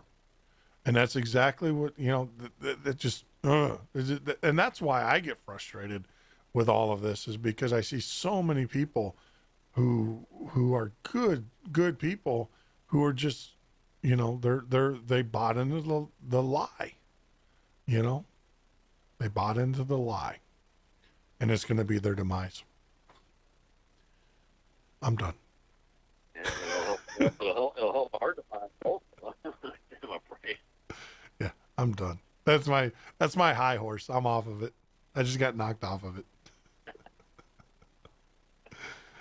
So Eric, Eric, I hear Jeff tells me that you guys are going to be back online next week. You hope, right? Yeah, I got us back up in 3 months earlier than they intended us to be put back up. I heard your story about what happened to you with Trolls, a gun charge felony. Yeah. I don't think Jeff and I should ever complain about what's happening to us again. Yeah. My goodness. Well, no, but the bottom line is, oh, go ahead. No. I mean, look, I'll tell you, I made a lot of mistakes in my life. And when I had my other show and everything, I had a gun shop. And I'll be the first one to tell you, I made a ton of mistakes. We got into manufacturing AR-15s and everything. Unfortunately, I took a lot of orders ahead of time, thinking that I was trusting my CNC guy. At the time we bought a brand new CNC machine. Oh yeah, we'll be able to produce it. 8 months later, we finally got a finished product. And like I said, but we made everybody whole. If you go out there and you look, the people that complained about us at the time, they always wrote back and said, when we got the gun, it was the best gun we ever had. Right. But it was a nightmare. I made a ton of business mistakes, and I get that. And I own that. And I will say this, unlike most people in my situation would have declared bankruptcy and said F you to everybody, I didn't do that. Sandy and I spent the last 2 years making sure that everybody was made whole. And we did that. And where, I didn't pull a Donald Trump and run away from my debt. Right. So, but the problem is people then took the things that were being said about me, and people that I didn't even know were then coming out and saying other things about us and doing other things. And what would happen is when we trace those IPs back to certain individuals and stuff, come to find out they're coming out of Israel. And they were actually, they were paid, trolls. That was what their job was. And, Israel, that's so shocking. Yeah. Wow. It's hard to believe about Israel. Seems like ISIS is now really Israeli in Europe. Oddly enough. Yeah, that picture, I saw that picture of the ISIS sitting next to the Israeli general. I saw that on the internet. It's just crazy. But the only thing I learned, especially when you're in the business, I mean, I'm waiting for the, like Ardell, I love it. When you say Ardell, that is, to me, that is the greatest compliment you can give me and everything. Because, look, I'll be the first one to tell you, I want to take over that slot. And I want to take over it because he was a great storyteller. Well, he is a great storyteller. He's a great, conversationalist and everything. Like, it's really funny. People say, I just want to like that. There's what's going on YouTube here.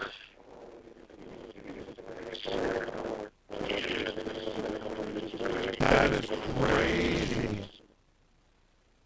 Yeah, that's on YouTube right now. So they're,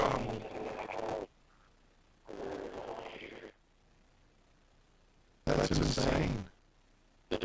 I say you don't know about crazy shit. That is, that's insane because I'm trying to think. All right, so hold on for a second. Let me see what we can do here. Jeff's phone.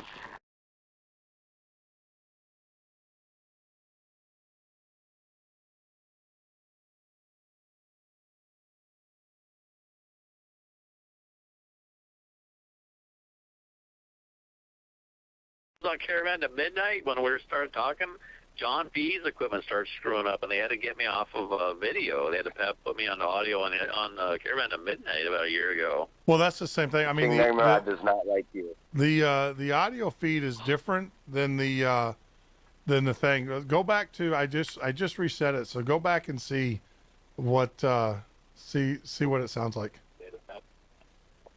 That sounds better now. Okay. A year ago. Well, that's the same thing. I mean, Does not like you. the audio feed is different than the.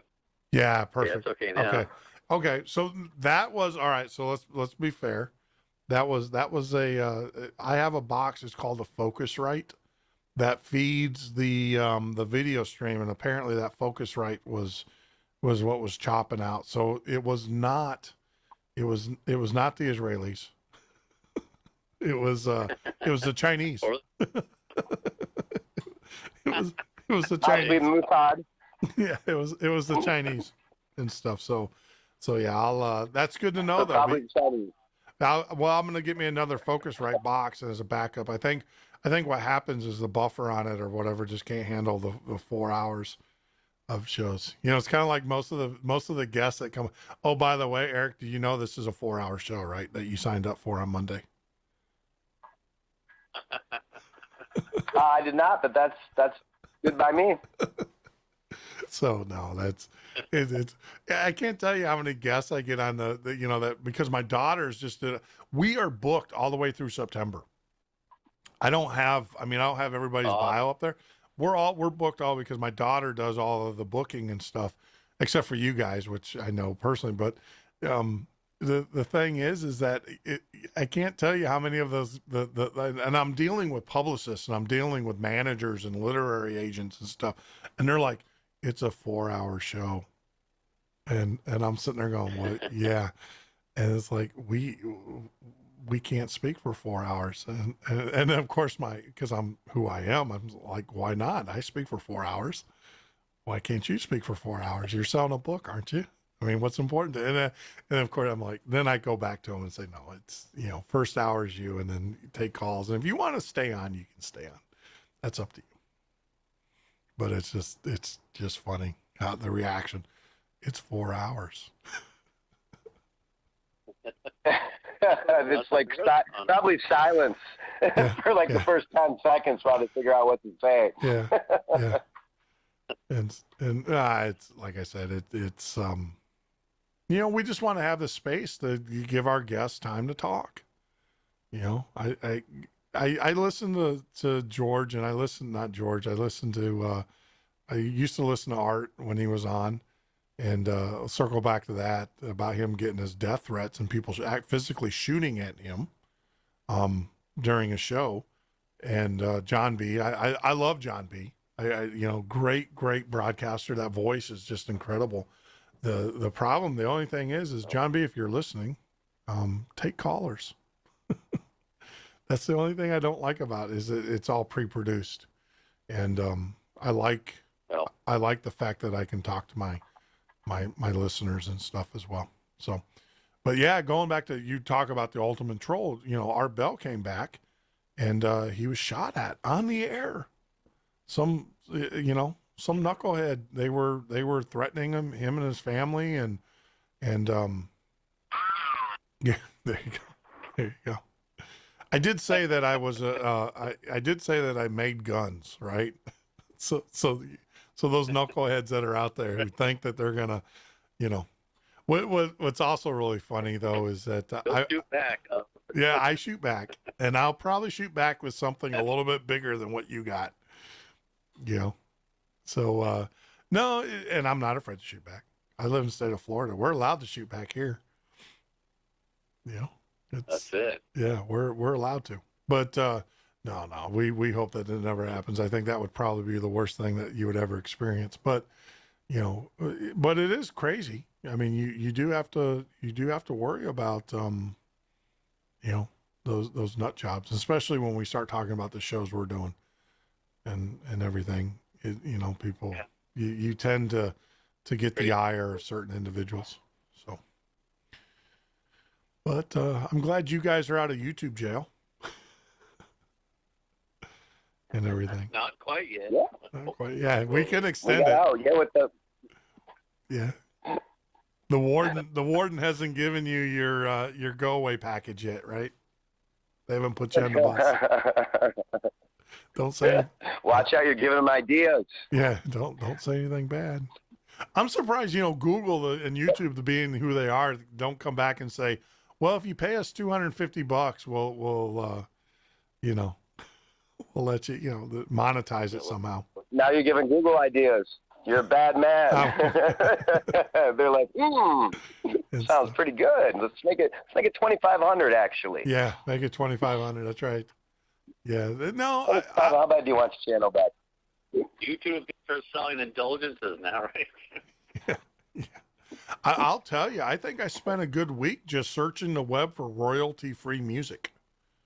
I mean, I even the sounds, I have some, I have like the bells. I did the bells myself, where I went out and found, it was funny. I have my boat, and I went out looking, and people are like, probably think I'm crazy. I was like, is that a bell? Does that thing work? And it's like, yeah, can I ring it? It's like, I was at the yacht yard and I'm ringing bells, I'm like, oh, that doesn't have the right pitch, and I'm going around. I mean, I did everything myself as far as and I made sure that the, like Canon, it's funny that, we have the Canon fire, which you guys haven't heard yet. And, I went out and recorded a guy shooting off a signal cannon, coming in at the yacht club. And no, I do not belong to a yacht club. Let me just go ahead and get that out there. But I went out there and, he had a signal cannon, and I'm like, hey, can I get a recording of that? So I have that as well. And, I didn't play it because it sounds too eerily like thunder. And for you Art Bell listeners, you know what that means. And I didn't want to step on his toes. I don't want Art Nation after me. They're worse than the government. I would rather have the New World Order after me than Art Bell's people.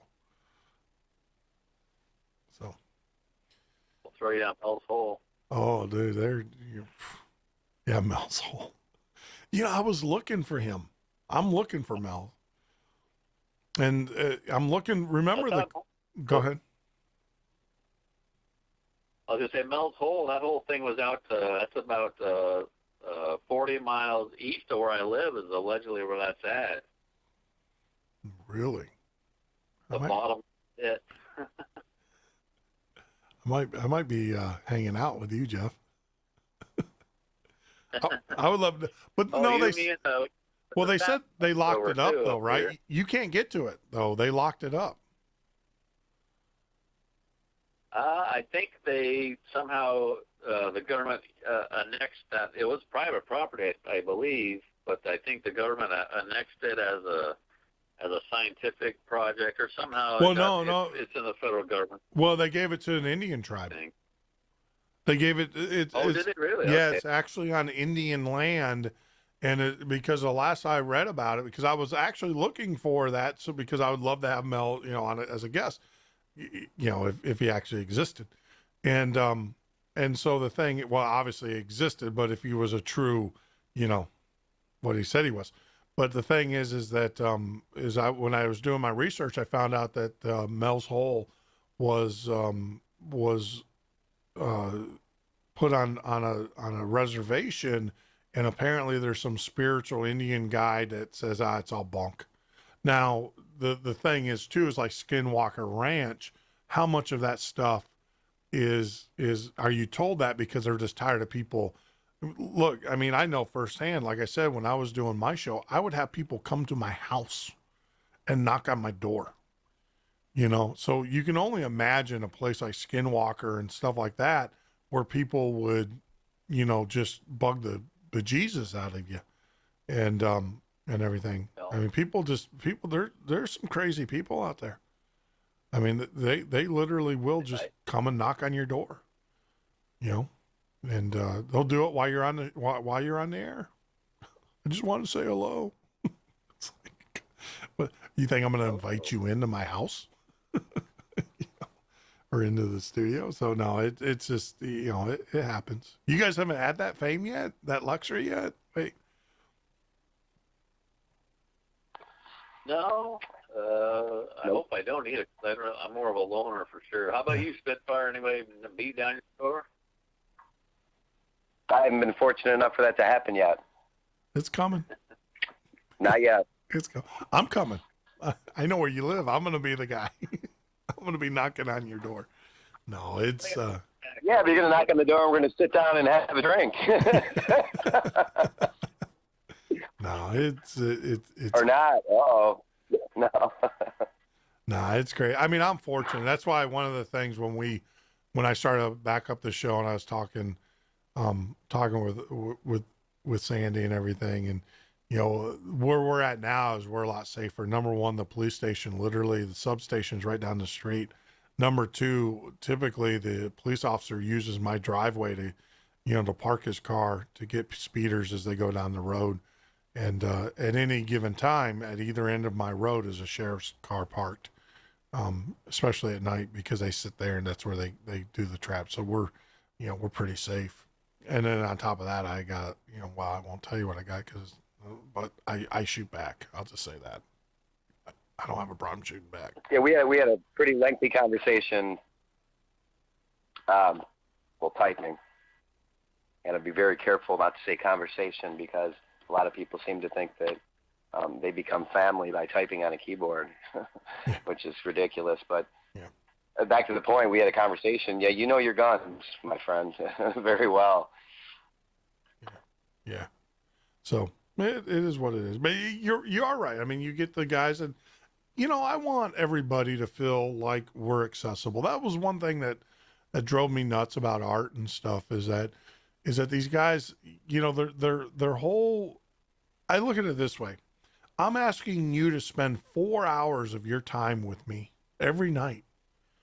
I can spend a few minutes talking to you, in a chat room or something like that. And that's, obviously there's going to be a point in which the numbers are going to be such that I just can't do it, and everything. But please, I want people to understand. You don't even have moderators in the room yet, do you? No. You haven't assigned moderators to the chat room yet. No.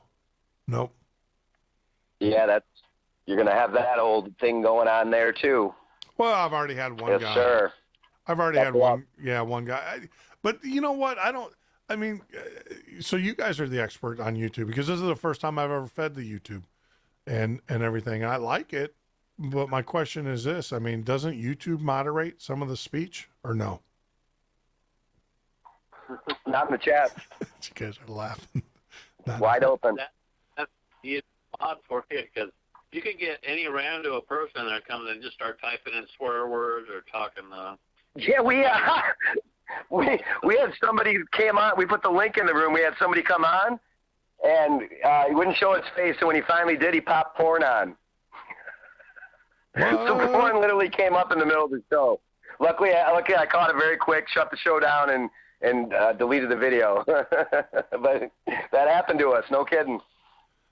That's crazy. There you go. He's at a place. He probably worked for Hillary. I don't know if you caught the first part. He probably worked, is probably a government employee, and they're wondering why they're getting hacked all the time. Like I said, right. From a guy who does it for a living, I can tell you, you don't get hacked with your computer just sitting there, right? You have to instigate the installation of the malware. You have to push something, and typically you're not going to download that. I've never gotten besides the operating system itself, I've never got a virus from Microsoft. It's all, yeah. So it's, I got one virus. One virus. I will tell you this. I got one virus in my whole existence. And it was because and she still knows who it is. I'm actually looking at my Doctor Who police box. It's actually my pen holder, because that was my gift, because she felt so bad about it. I allowed someone to come, they stayed with us for a period of time, and I allowed her on my network, and she downloaded a movie. And first off, I went crazy about that. I'm like, look, you don't download things that you don't pay for. Why, if the movie's that nice that you actually want to download it, why don't you just go pay the $1 or $2 and watch it?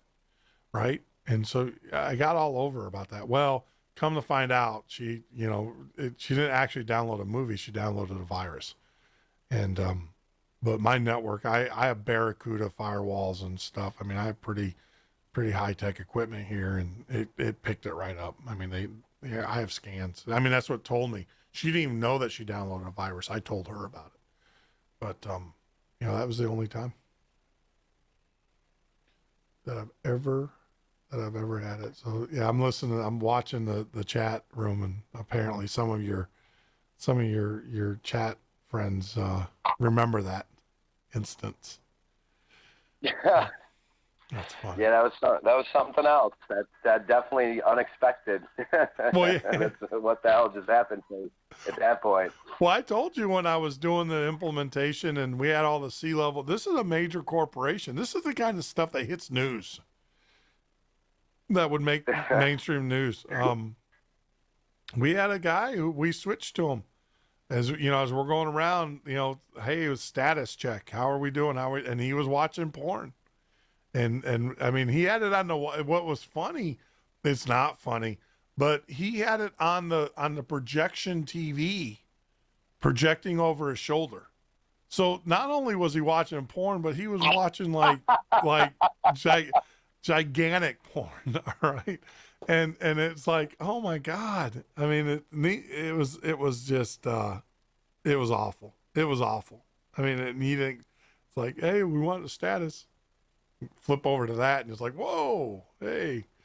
And of course, our one of the, she was just under the C, but she was a female, and she, guys, we were all sitting there going, what did we just see? And she was, she was mortally just disgusted. We thought we were back in college and stuff, but no. See, you guys are changing the format of the show already. I can already see You this. see what happens when we get together? Yeah, I can already see this is going to be. Just, now we're talking about freaking porn. We're talking about porn. This is going to be like Howard Stern. Forget about Art Bell. This is Howard's. No, it's friends. It was talking. very, very interesting what you were talking about at the start of the show, though, about how pretty much hard it is to get a type of virus unless you're doing certain activities. Yes. You know, certain things. I mean, just clicking randomly. Most of the time they get you by getting you to click on a link that you think is going somewhere that actually, I mean, what about that? What's your take on that? You know, we've got a lot of chatter of people saying that they're getting doxxed and they're getting viruses on their computer because somebody puts a link to a chemtrail site or something, and they click on it, and suddenly they say they have a virus. Now, don't they have to go through a couple steps, though, to actually get the virus on their computer? No, they don't, actually. And this is, well, what happens, all right, so let me tell you. Bang? Yeah, well, no. I mean, you do have to okay it, but let me tell you one of the quickest ways of doing it. All right. So in the internet, there's these things called DNSs, and this is why it's so important. That and I know a lot of people, you know, don't want the United States government being in control of the DNS system, right? The domain name server system. But there's an advantage to the United States government being involved in the DNS, because if you allow individual countries to do it, your DNS basically takes the Midnight Ocean and turns it into IP addresses, and then it, you know, each web server, each whatever has everything runs by IP. Those are those numbers, right? So what it does is it converts those. Well, you can do a DNS hack, and it's not that hard to do. You can set up a DNS server, and you can put it out there on the internet. And instead of when someone types in like CNN.com, instead of going to CNN, what will happen is that you'll go to wherever they want you to go. The government's doing that now with Facebook and stuff like that. They're actually capturing people. What they're doing is they're routing. You think you're on Facebook's page, but you're actually at a government server. We had that problem with Patriot FB, which is a site that I ran a while back, where someone hijacked the actual domain name and took it over, and because they hijacked it through the DNS entries. So what happens is that you think you're going. So a CNN will buy a, where you'll advertise on CNN, and CNN thinks it's a legitimate. And I've had this happen, and I just mentioned her name, where they'll have these click link things like, at the bottom, they're like paid advertisements and stuff. But I love, and I'm guilty of it, I love the ones that are like, the 100 pictures of history. And the main one is like where they have the super cannon and the Nazis and stuff.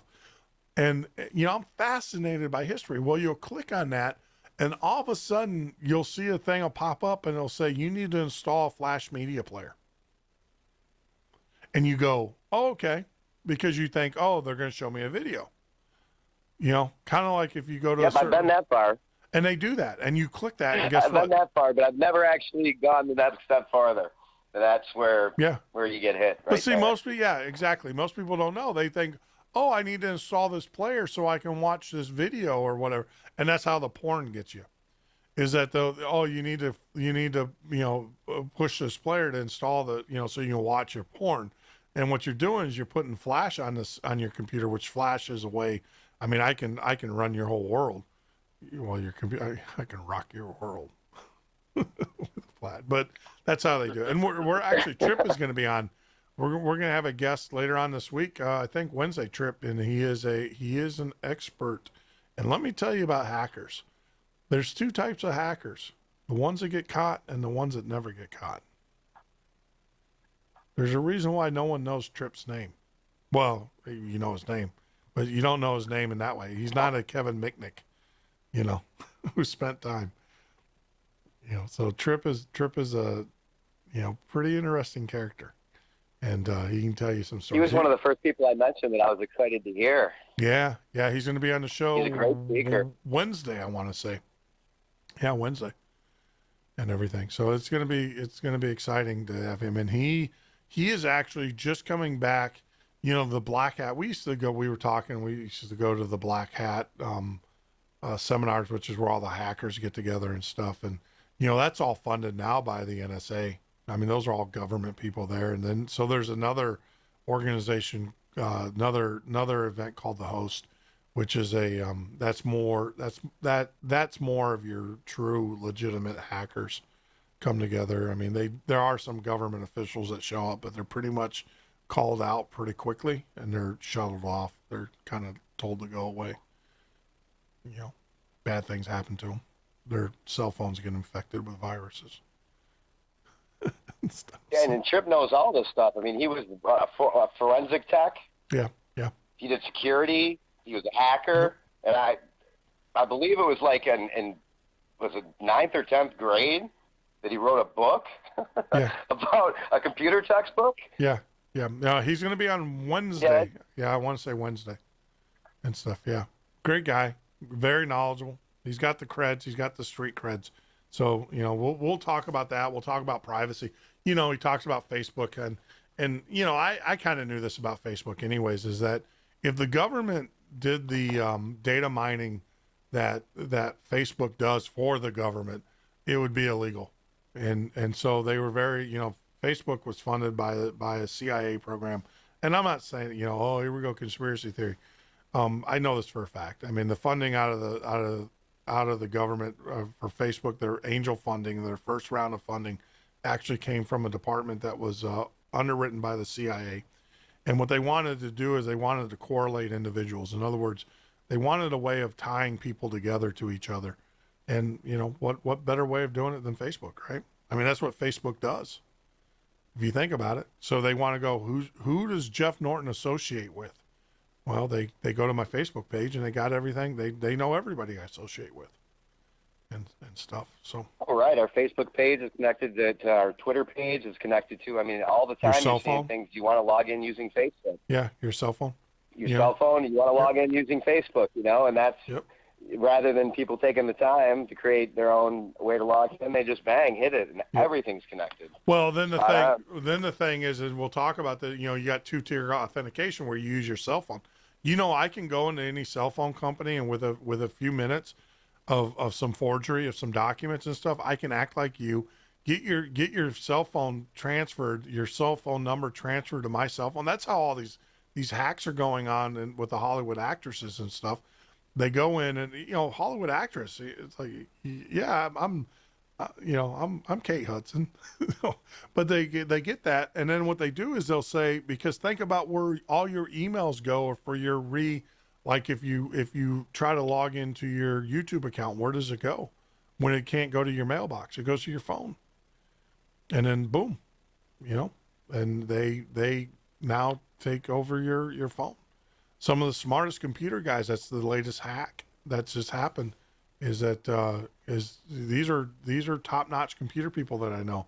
That's how they got hacked. They someone hijacked their phone numbers, acted like they were them, and then reset all the passwords through their phone, and it's not hard to do. I can walk into a phone company with a few documents that I can print up over the internet and fake. I can walk into the phone company. I mean, how does that person behind the counter know? And I can say, look, I lost my cell phone. I need to get a new one. And get a new one issued to me with your phone number. So we'll talk about that with Tripp and how that happens. Future show. Wednesday, right? Wednesday. Tomorrow, though, hey, guys, I want to talk about that. This is... I read her book. Amy is coming on. Cielo. Can't pronounce her name. I was never good at doing that. But Amy is coming on, and she talks about how God talks to you in your dreams. And so, of course, I'm sitting there going, well, if God can talk to you, and Jeff just established that freaking Satan lives. Thanks, Jeff. It's all your fault. That's it. So and sure enough, she said the same thing. She was like, yeah, Satan can talk to you in your dreams as well. So she's going to be on tomorrow. And she's going to do dream interpretation. So if you guys got, Eric, I'm not even going to ask you. You don't participate in this because I don't want to know about your dreams. But that was a joke, man. Laugh. so no, you don't want to. I don't want to even know about your dreams. And this is a good show. No, so she's going to do. I That's actually deep down the rabbit hole, my friend. I have a reoccurring dream. I have two that I shared with her, and hopefully she'll do that. But she'll be taking callers, and if you have a dream, she tells you, God, that's a way of Him talking to you, and that makes perfect sense to me. I mean, that's a good one. Don't do this or don't do this. So I've actually given her two dreams that they're reoccurring, and I want her. She's going to interpret them live on the show, and then she'll take callers and then interpret your dreams as well from a God standpoint. Or she made it perfectly clear too. Sometimes Satan weeds his way in there as well, and you have to be careful of that because he will put things in your head and everything. So yeah, my fear, if I was to let her interpret my dreams, is that it would end with her throwing holy water at me, saying the power of Christ compels you.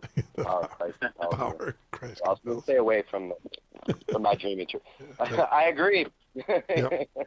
And then we got Matt. I mean, this is one for I'm you, Eric. excited about all you guys. Yeah.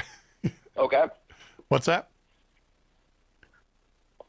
Oh, I'm excited about all your guests. You just have freaking incredible lineup of people. Yeah, this is crazy. Two authors. Yeah, I got Matt coming on right after that. It's going to be talking about mind and body. Who's actually this guy's like, super ninja. I don't want to say that's probably insulting to him and stuff. He's actually a true martial artist. I mean, this guy is incredible. And then we have Alex rounding up the last part of Friday, which he just wrote a book about liberal Bolshevism. And have him explain that. And he's talking about how we're basically becoming a Bolshevik. Well, liberals, that's what they want us to be, and everything. And these are guys who lived it in Russia. That like, I mean, I've got a real good buddy. I'm trying to get on the show, but he referred me on to Alex. And these are guys that escaped communist Russia. So I mean, what better people to sit down and explain to us what the heck's going on in our country, because we're becoming, it's pretty bad when you got more freedoms in Russia than you do in the United States. So that's, we have him coming on, and then, oh my God. Yeah. We got, Monday we got you, Eric. And then we have, Diane Emerson. That's going to be a great show. She is actually, she's interviewed psychotic people that are psychotic. She's Clarice. What's that? Yeah, Clarice. That's right. She's Clarice. Clarice. So she's going to be on the show, and she's going to talk about that. And, we had some interesting conversations and everything. And we got Dr. Richard Ruling, which is, he's got a great book out. And then Debbie's coming on. Debbie is actually a very well-known author, but the thing is, I'm sure we'll talk about her books, but she's also a demonologist. So that's going to be really interesting. And then wrapping up next week, we got Ed Roman, who's a musician. He writes some funny stuff. His songs are hilarious. I wish he was one of the guys. I still don't have a theme song for the show. And so I was thinking about getting him to do it, but I was told I can't because he's an artist, and I guess he belongs to some guild. And because he belongs to a guild, I have to pay royalties, which, is kind of crazy. And then Dr. Wingo's coming on. That's going to talk about stress management, which is pretty cool. And then we got Jonathan Meter and Barbara Demeter. They're the ones that are the Egyptologists, going to talk about symbology and Egyptology. So they'll be on. Yeah, that rounds up. And that's just half of the month. We still got a whole nother list that I need to get updated. So, but this is going to be a show that people are going to look forward to tuning into all the time. I appreciate it. And myself. Yeah, well, tomorrow you'll be able to download it. And that's the nice thing, too, that we did with this show. When I said I wanted to do this, I don't want people to pay for the downloads. So we're giving the downloads free of charge. Those will be linked, I think, on TuneIn, Spotify, iTunes. Can't go down the list. I have a whole bunch, I think, are doing it. Plus, you can download it here from YouTube as well. So, yeah, we're going to hopefully make a dent and take over people's nights. My goal, like I said, my goal is to put your butt to sleep. As a radio host, that's probably not a good goal. I'm going to bore you to sleep. No, but come on. I mean, let's think about it. I loved Art Bell. I can't tell you how many times I used to with Art Bell. I can't ever get through a John B. I always fall asleep. I'm sorry, John. I just have to say that. Know what it is for me? It's Quail. It's his voice is what it is. Yeah. Quail. Jeff and I have a thing called quailing. When you just start going too negative and too, you just want to go to sleep. Quailing. Yeah. Not that I don't like quail. You just, it's too much end of the world stuff for me to want to listen to 2-3 hours of it. Yeah. Yeah. And see, that was the thing too, is I wanted to do other shows, besides the end of the world, new war, things, other entertaining shows and stuff, people that, but, yeah, I mean, John, like I said, John B, I always just fell asleep during his shows late at night, which I guess would do it. But Art Bell, for some reason, I'll put him on and it'll be like 4 a.m. and I'm like, oh, I gotta go to bed. He just had a way of keeping you awake and everything. And I think his guests, I think for him, there's many a times where I'll be, listening to Art Bell show and I'll be, are my feet covered? Because I'm waiting for something to come up and grab my feet or something at the end of the bed. It's like, I've had that happen before. Unfortunately, fortunately, I should say, it was I'll say my ghost story, my great ghost story, which has been collaborated, mind you. I'll save that for the ghost night, but, we have I forgot that we purchased a small dog, and we have a big dog at Great Pyrenees, but I got Sandy a little. Did you just say you forgot that you purchased a little? I did. It was new. All right, it was new. Buddy, you can't miss him. He's a human. He's 160 pounds of solid.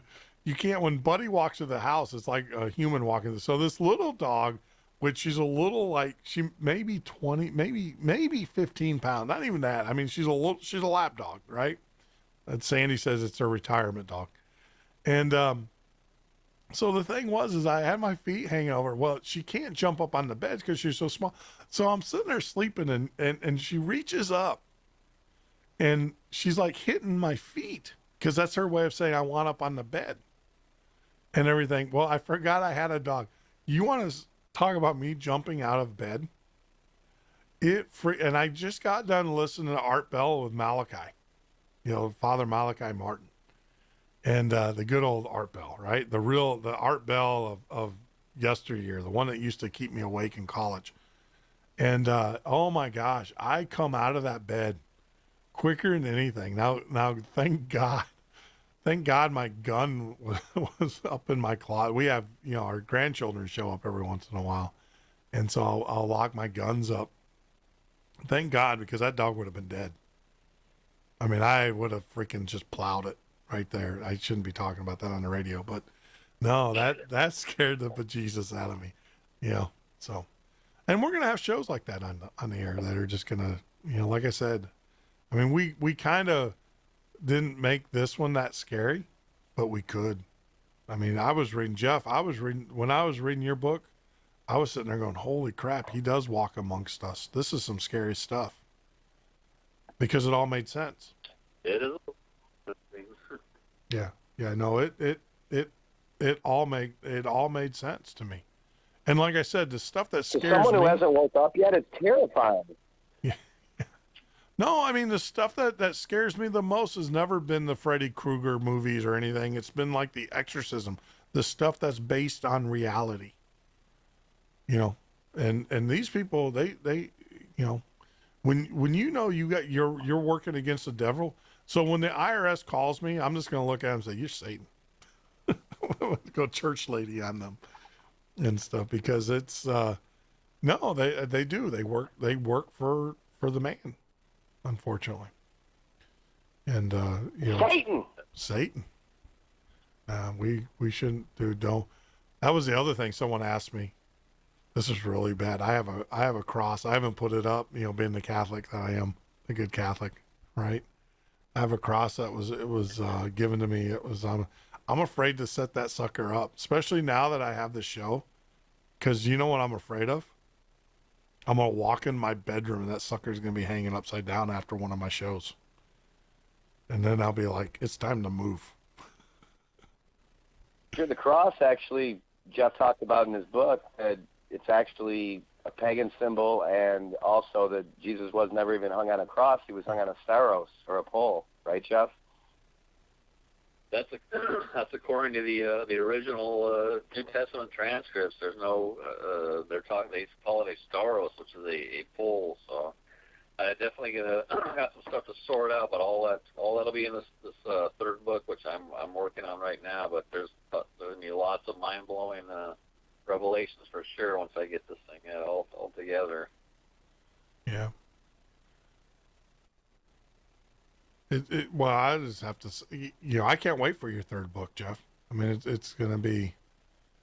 Either, because I'm learning as I research, so I'm kind of getting blown away by some stuff as I'm researching it. So I guess when someone gets the final end result, which is all this stuff I found out over a period of months and years, you cram it all into a book you can read in a few hours, so you get a real high potent dose of mind-blowing information. So it's they're fun to work on. It's fun to learn. It's fun to get it out there and just try to wake people up and just say, hey, here's what's really going on. Wake up. Yeah. No, we got to. We have to wake people up.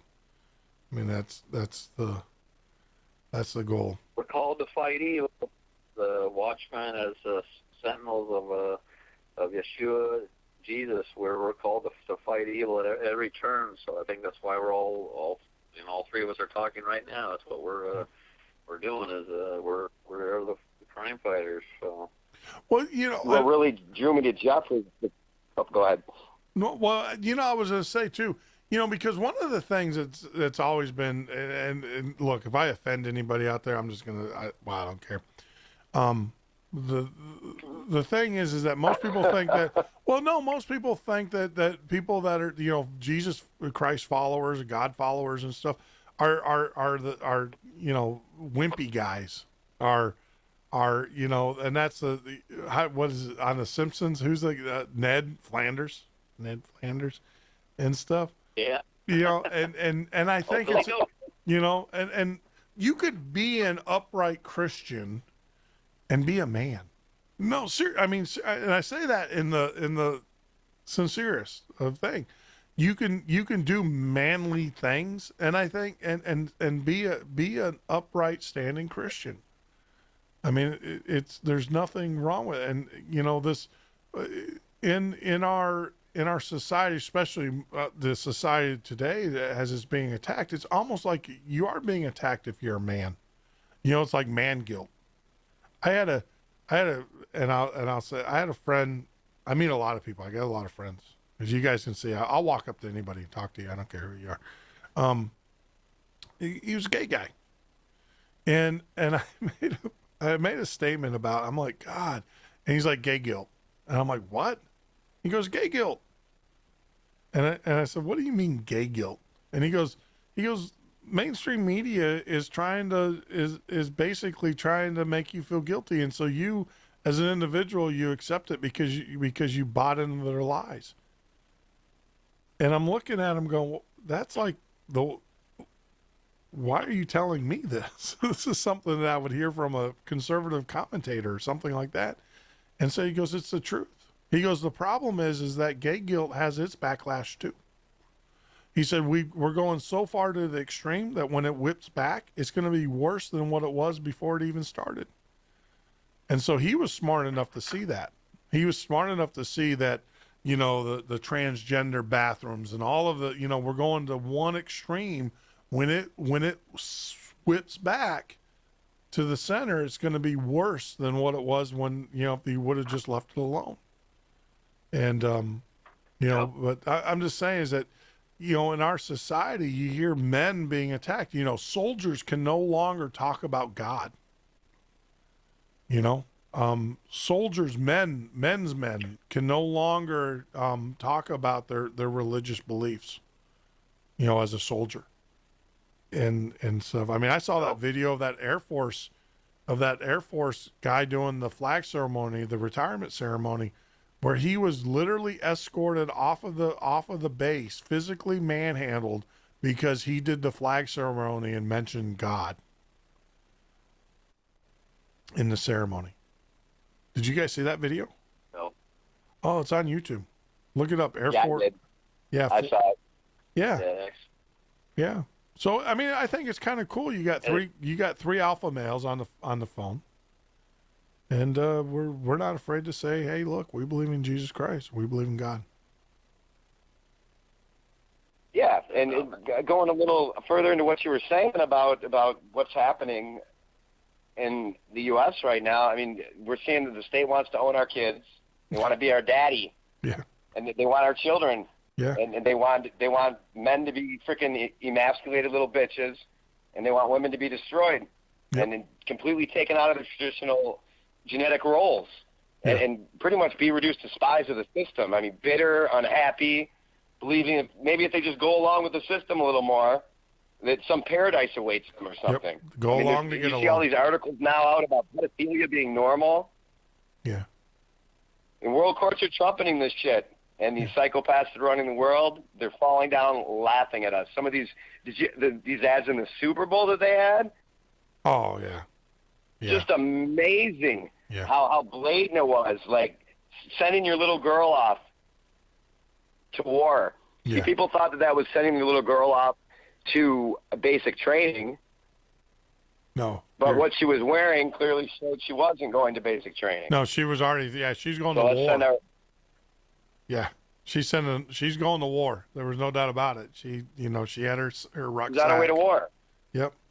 Yeah, no, I mean, it's subliminal. I mean, get it right.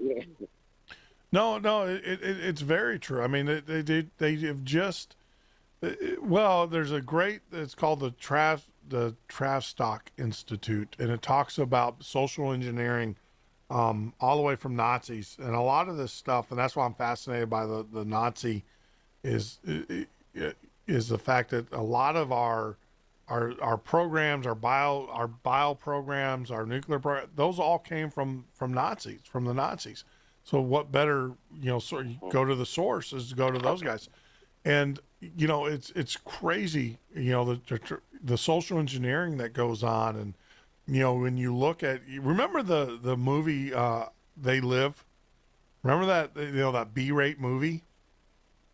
Yeah, with Roddy. With Roddy Piper, yeah. I'll tell you, when you read your book, I'm trying to sell your book here. When you read your book, no, that's bad. But when you read your book, I'll tell you is that a lot of things became clearer to me. When I, bring on these, when I talk to experts and stuff, things become clearer to me. And it's kind of like putting those glasses on where you're, so now when I watch TV or when I watch mainstream media and stuff, I'm like, oh, wow, this is actually what they're telling you. Look at the subliminal message here. Look at the little nuances, how they're weaving into your soul and into your heart, and how they're, yeah.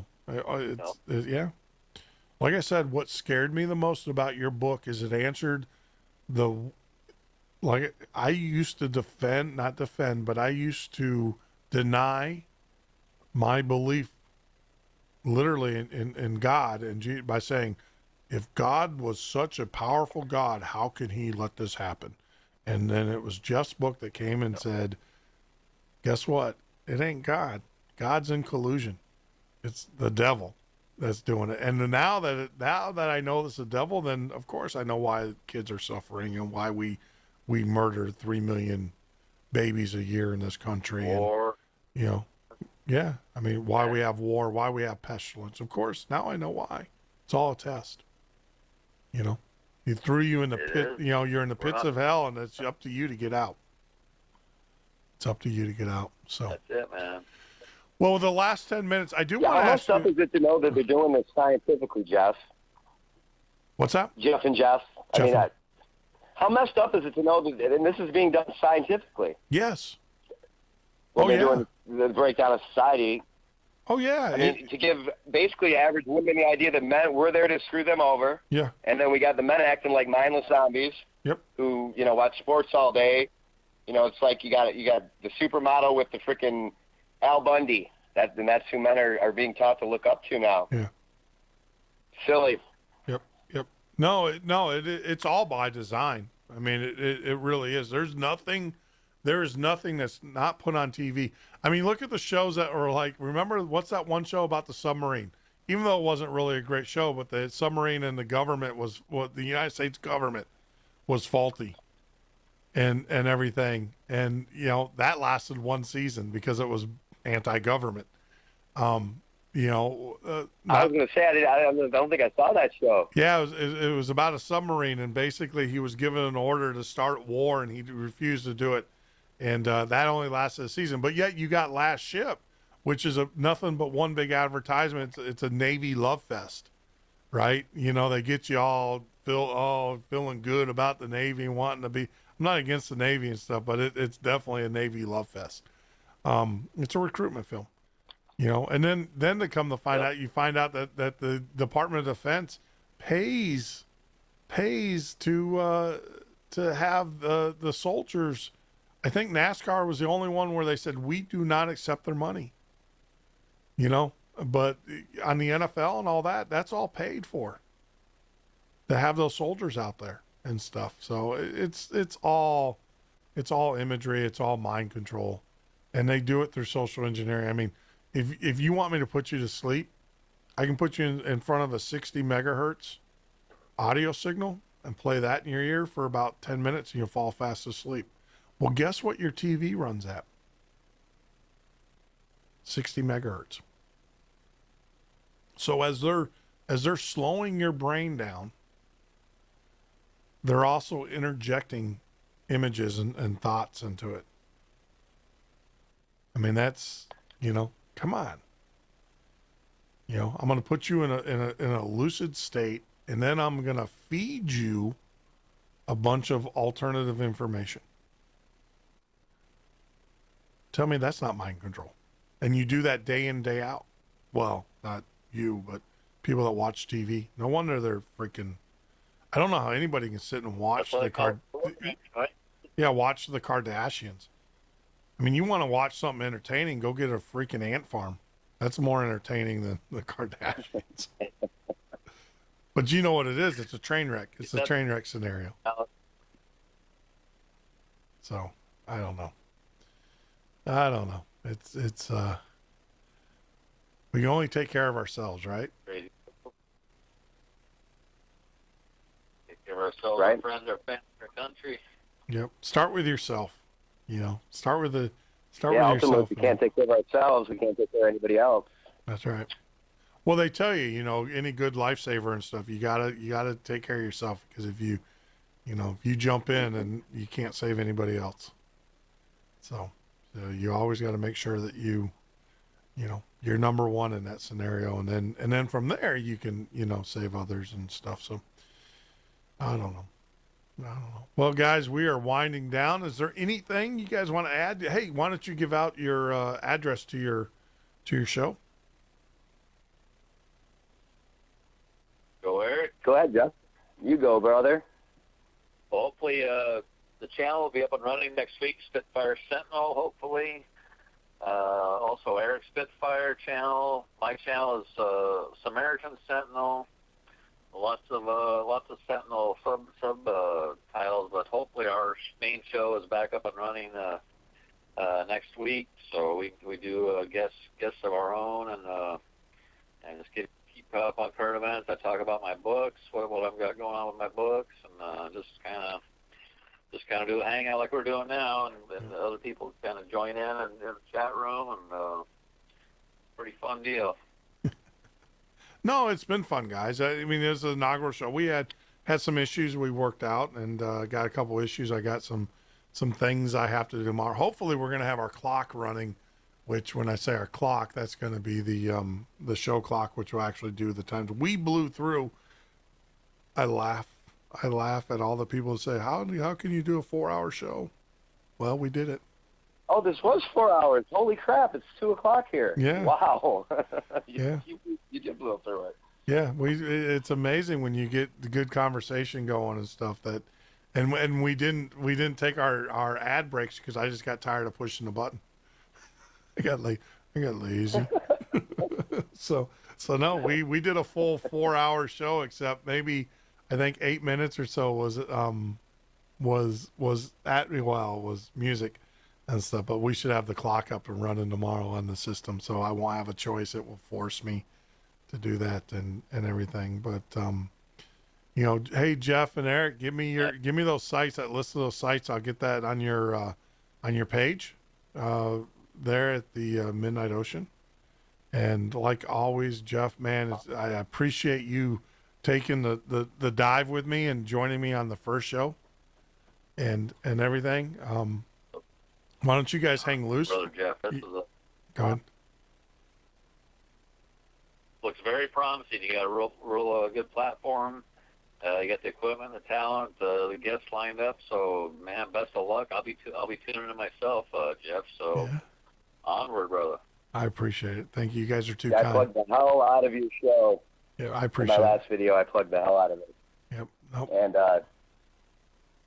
last thing I wanted to say is that, when I met Jeff, and I think you probably felt that too, he knew that this world we're in right now, it's a battle of principality and spiritual warfare. He understood that we needed to be spiritually fit before we could really do anything to stop the New World Order. That's number one. And that's how we connected. Yeah. That's it. Yeah, no, and I agree with you, man. I'm right there with you guys. If you need anything, if you guys got anything, well, of course, Eric, I'm going to talk to you on Monday. But if anything comes up, feel free to call in on the show. And, if you guys want to talk about stuff, feel free. Like I said, we have that 30-minute segment at the very beginning. There's things that you guys want to talk about or whatever, or things that the listeners need to hear about, jump on in there and we'll get you guys on the air. Why don't you guys, if you don't mind, why don't you guys hang loose? I'll wrap the show up here. We only got 3 minutes left, and then I'll jump back at you here in a second, if you guys don't mind. Can you guys hang out for a little bit? Right on. What's 3 more minutes, right? Totally. All right, so that's about it. You've been listening to the Midnight Ocean. I am your host, Jeff Norton. Wow, what a great show. We had our hiccups there, and we'll get through those things. Like I said, one thing about being a captain, I'm the captain of the ship and stuff. I promise you that I promise you it won't be smooth sailing, but I promise you I'll get you there. We'll get you there. And that's what we did tonight. We got you home safe and sound. Everybody's okay. Little toss and turn there in the waves as we had some issues with some of our audio equipment, but we'll work that stuff out. We'll just get better and everything. But I appreciate, Jeff coming on the show, spending time with us, talking about his new book, The Awakening. You guys got to get out there, got to get this book. I'll tell you, it opened my eyes. And I don't, I'm not saying that just because Jeff's a friend and stuff. I have always enjoyed his books, like I said, and he has a way of writing and waking people up in such a way that, for the common man, it's not too much over your head. It's right there, right where it should be. And he answers a lot of questions. The Calling a Man, which is his first book and stuff, recommend that as well. You don't have to get the first book to understand the second book. I think Jeff, does a pretty good job in tying the two together and everything. But go out there and get it. If you're looking to get the book, you can always go to the Midnight Ocean, themidnightocean.com. Go to the guest page, and then on the guest page, you go to Jeff Hayes. From Jeff Hayes, you'll see the links to his 2 books and everything. So once again, it has been a great show. I appreciate it. We'll only get better. We'll tighten things up. We're getting there, and it's a journey. It's not necessarily getting to the destination, but I appreciate it.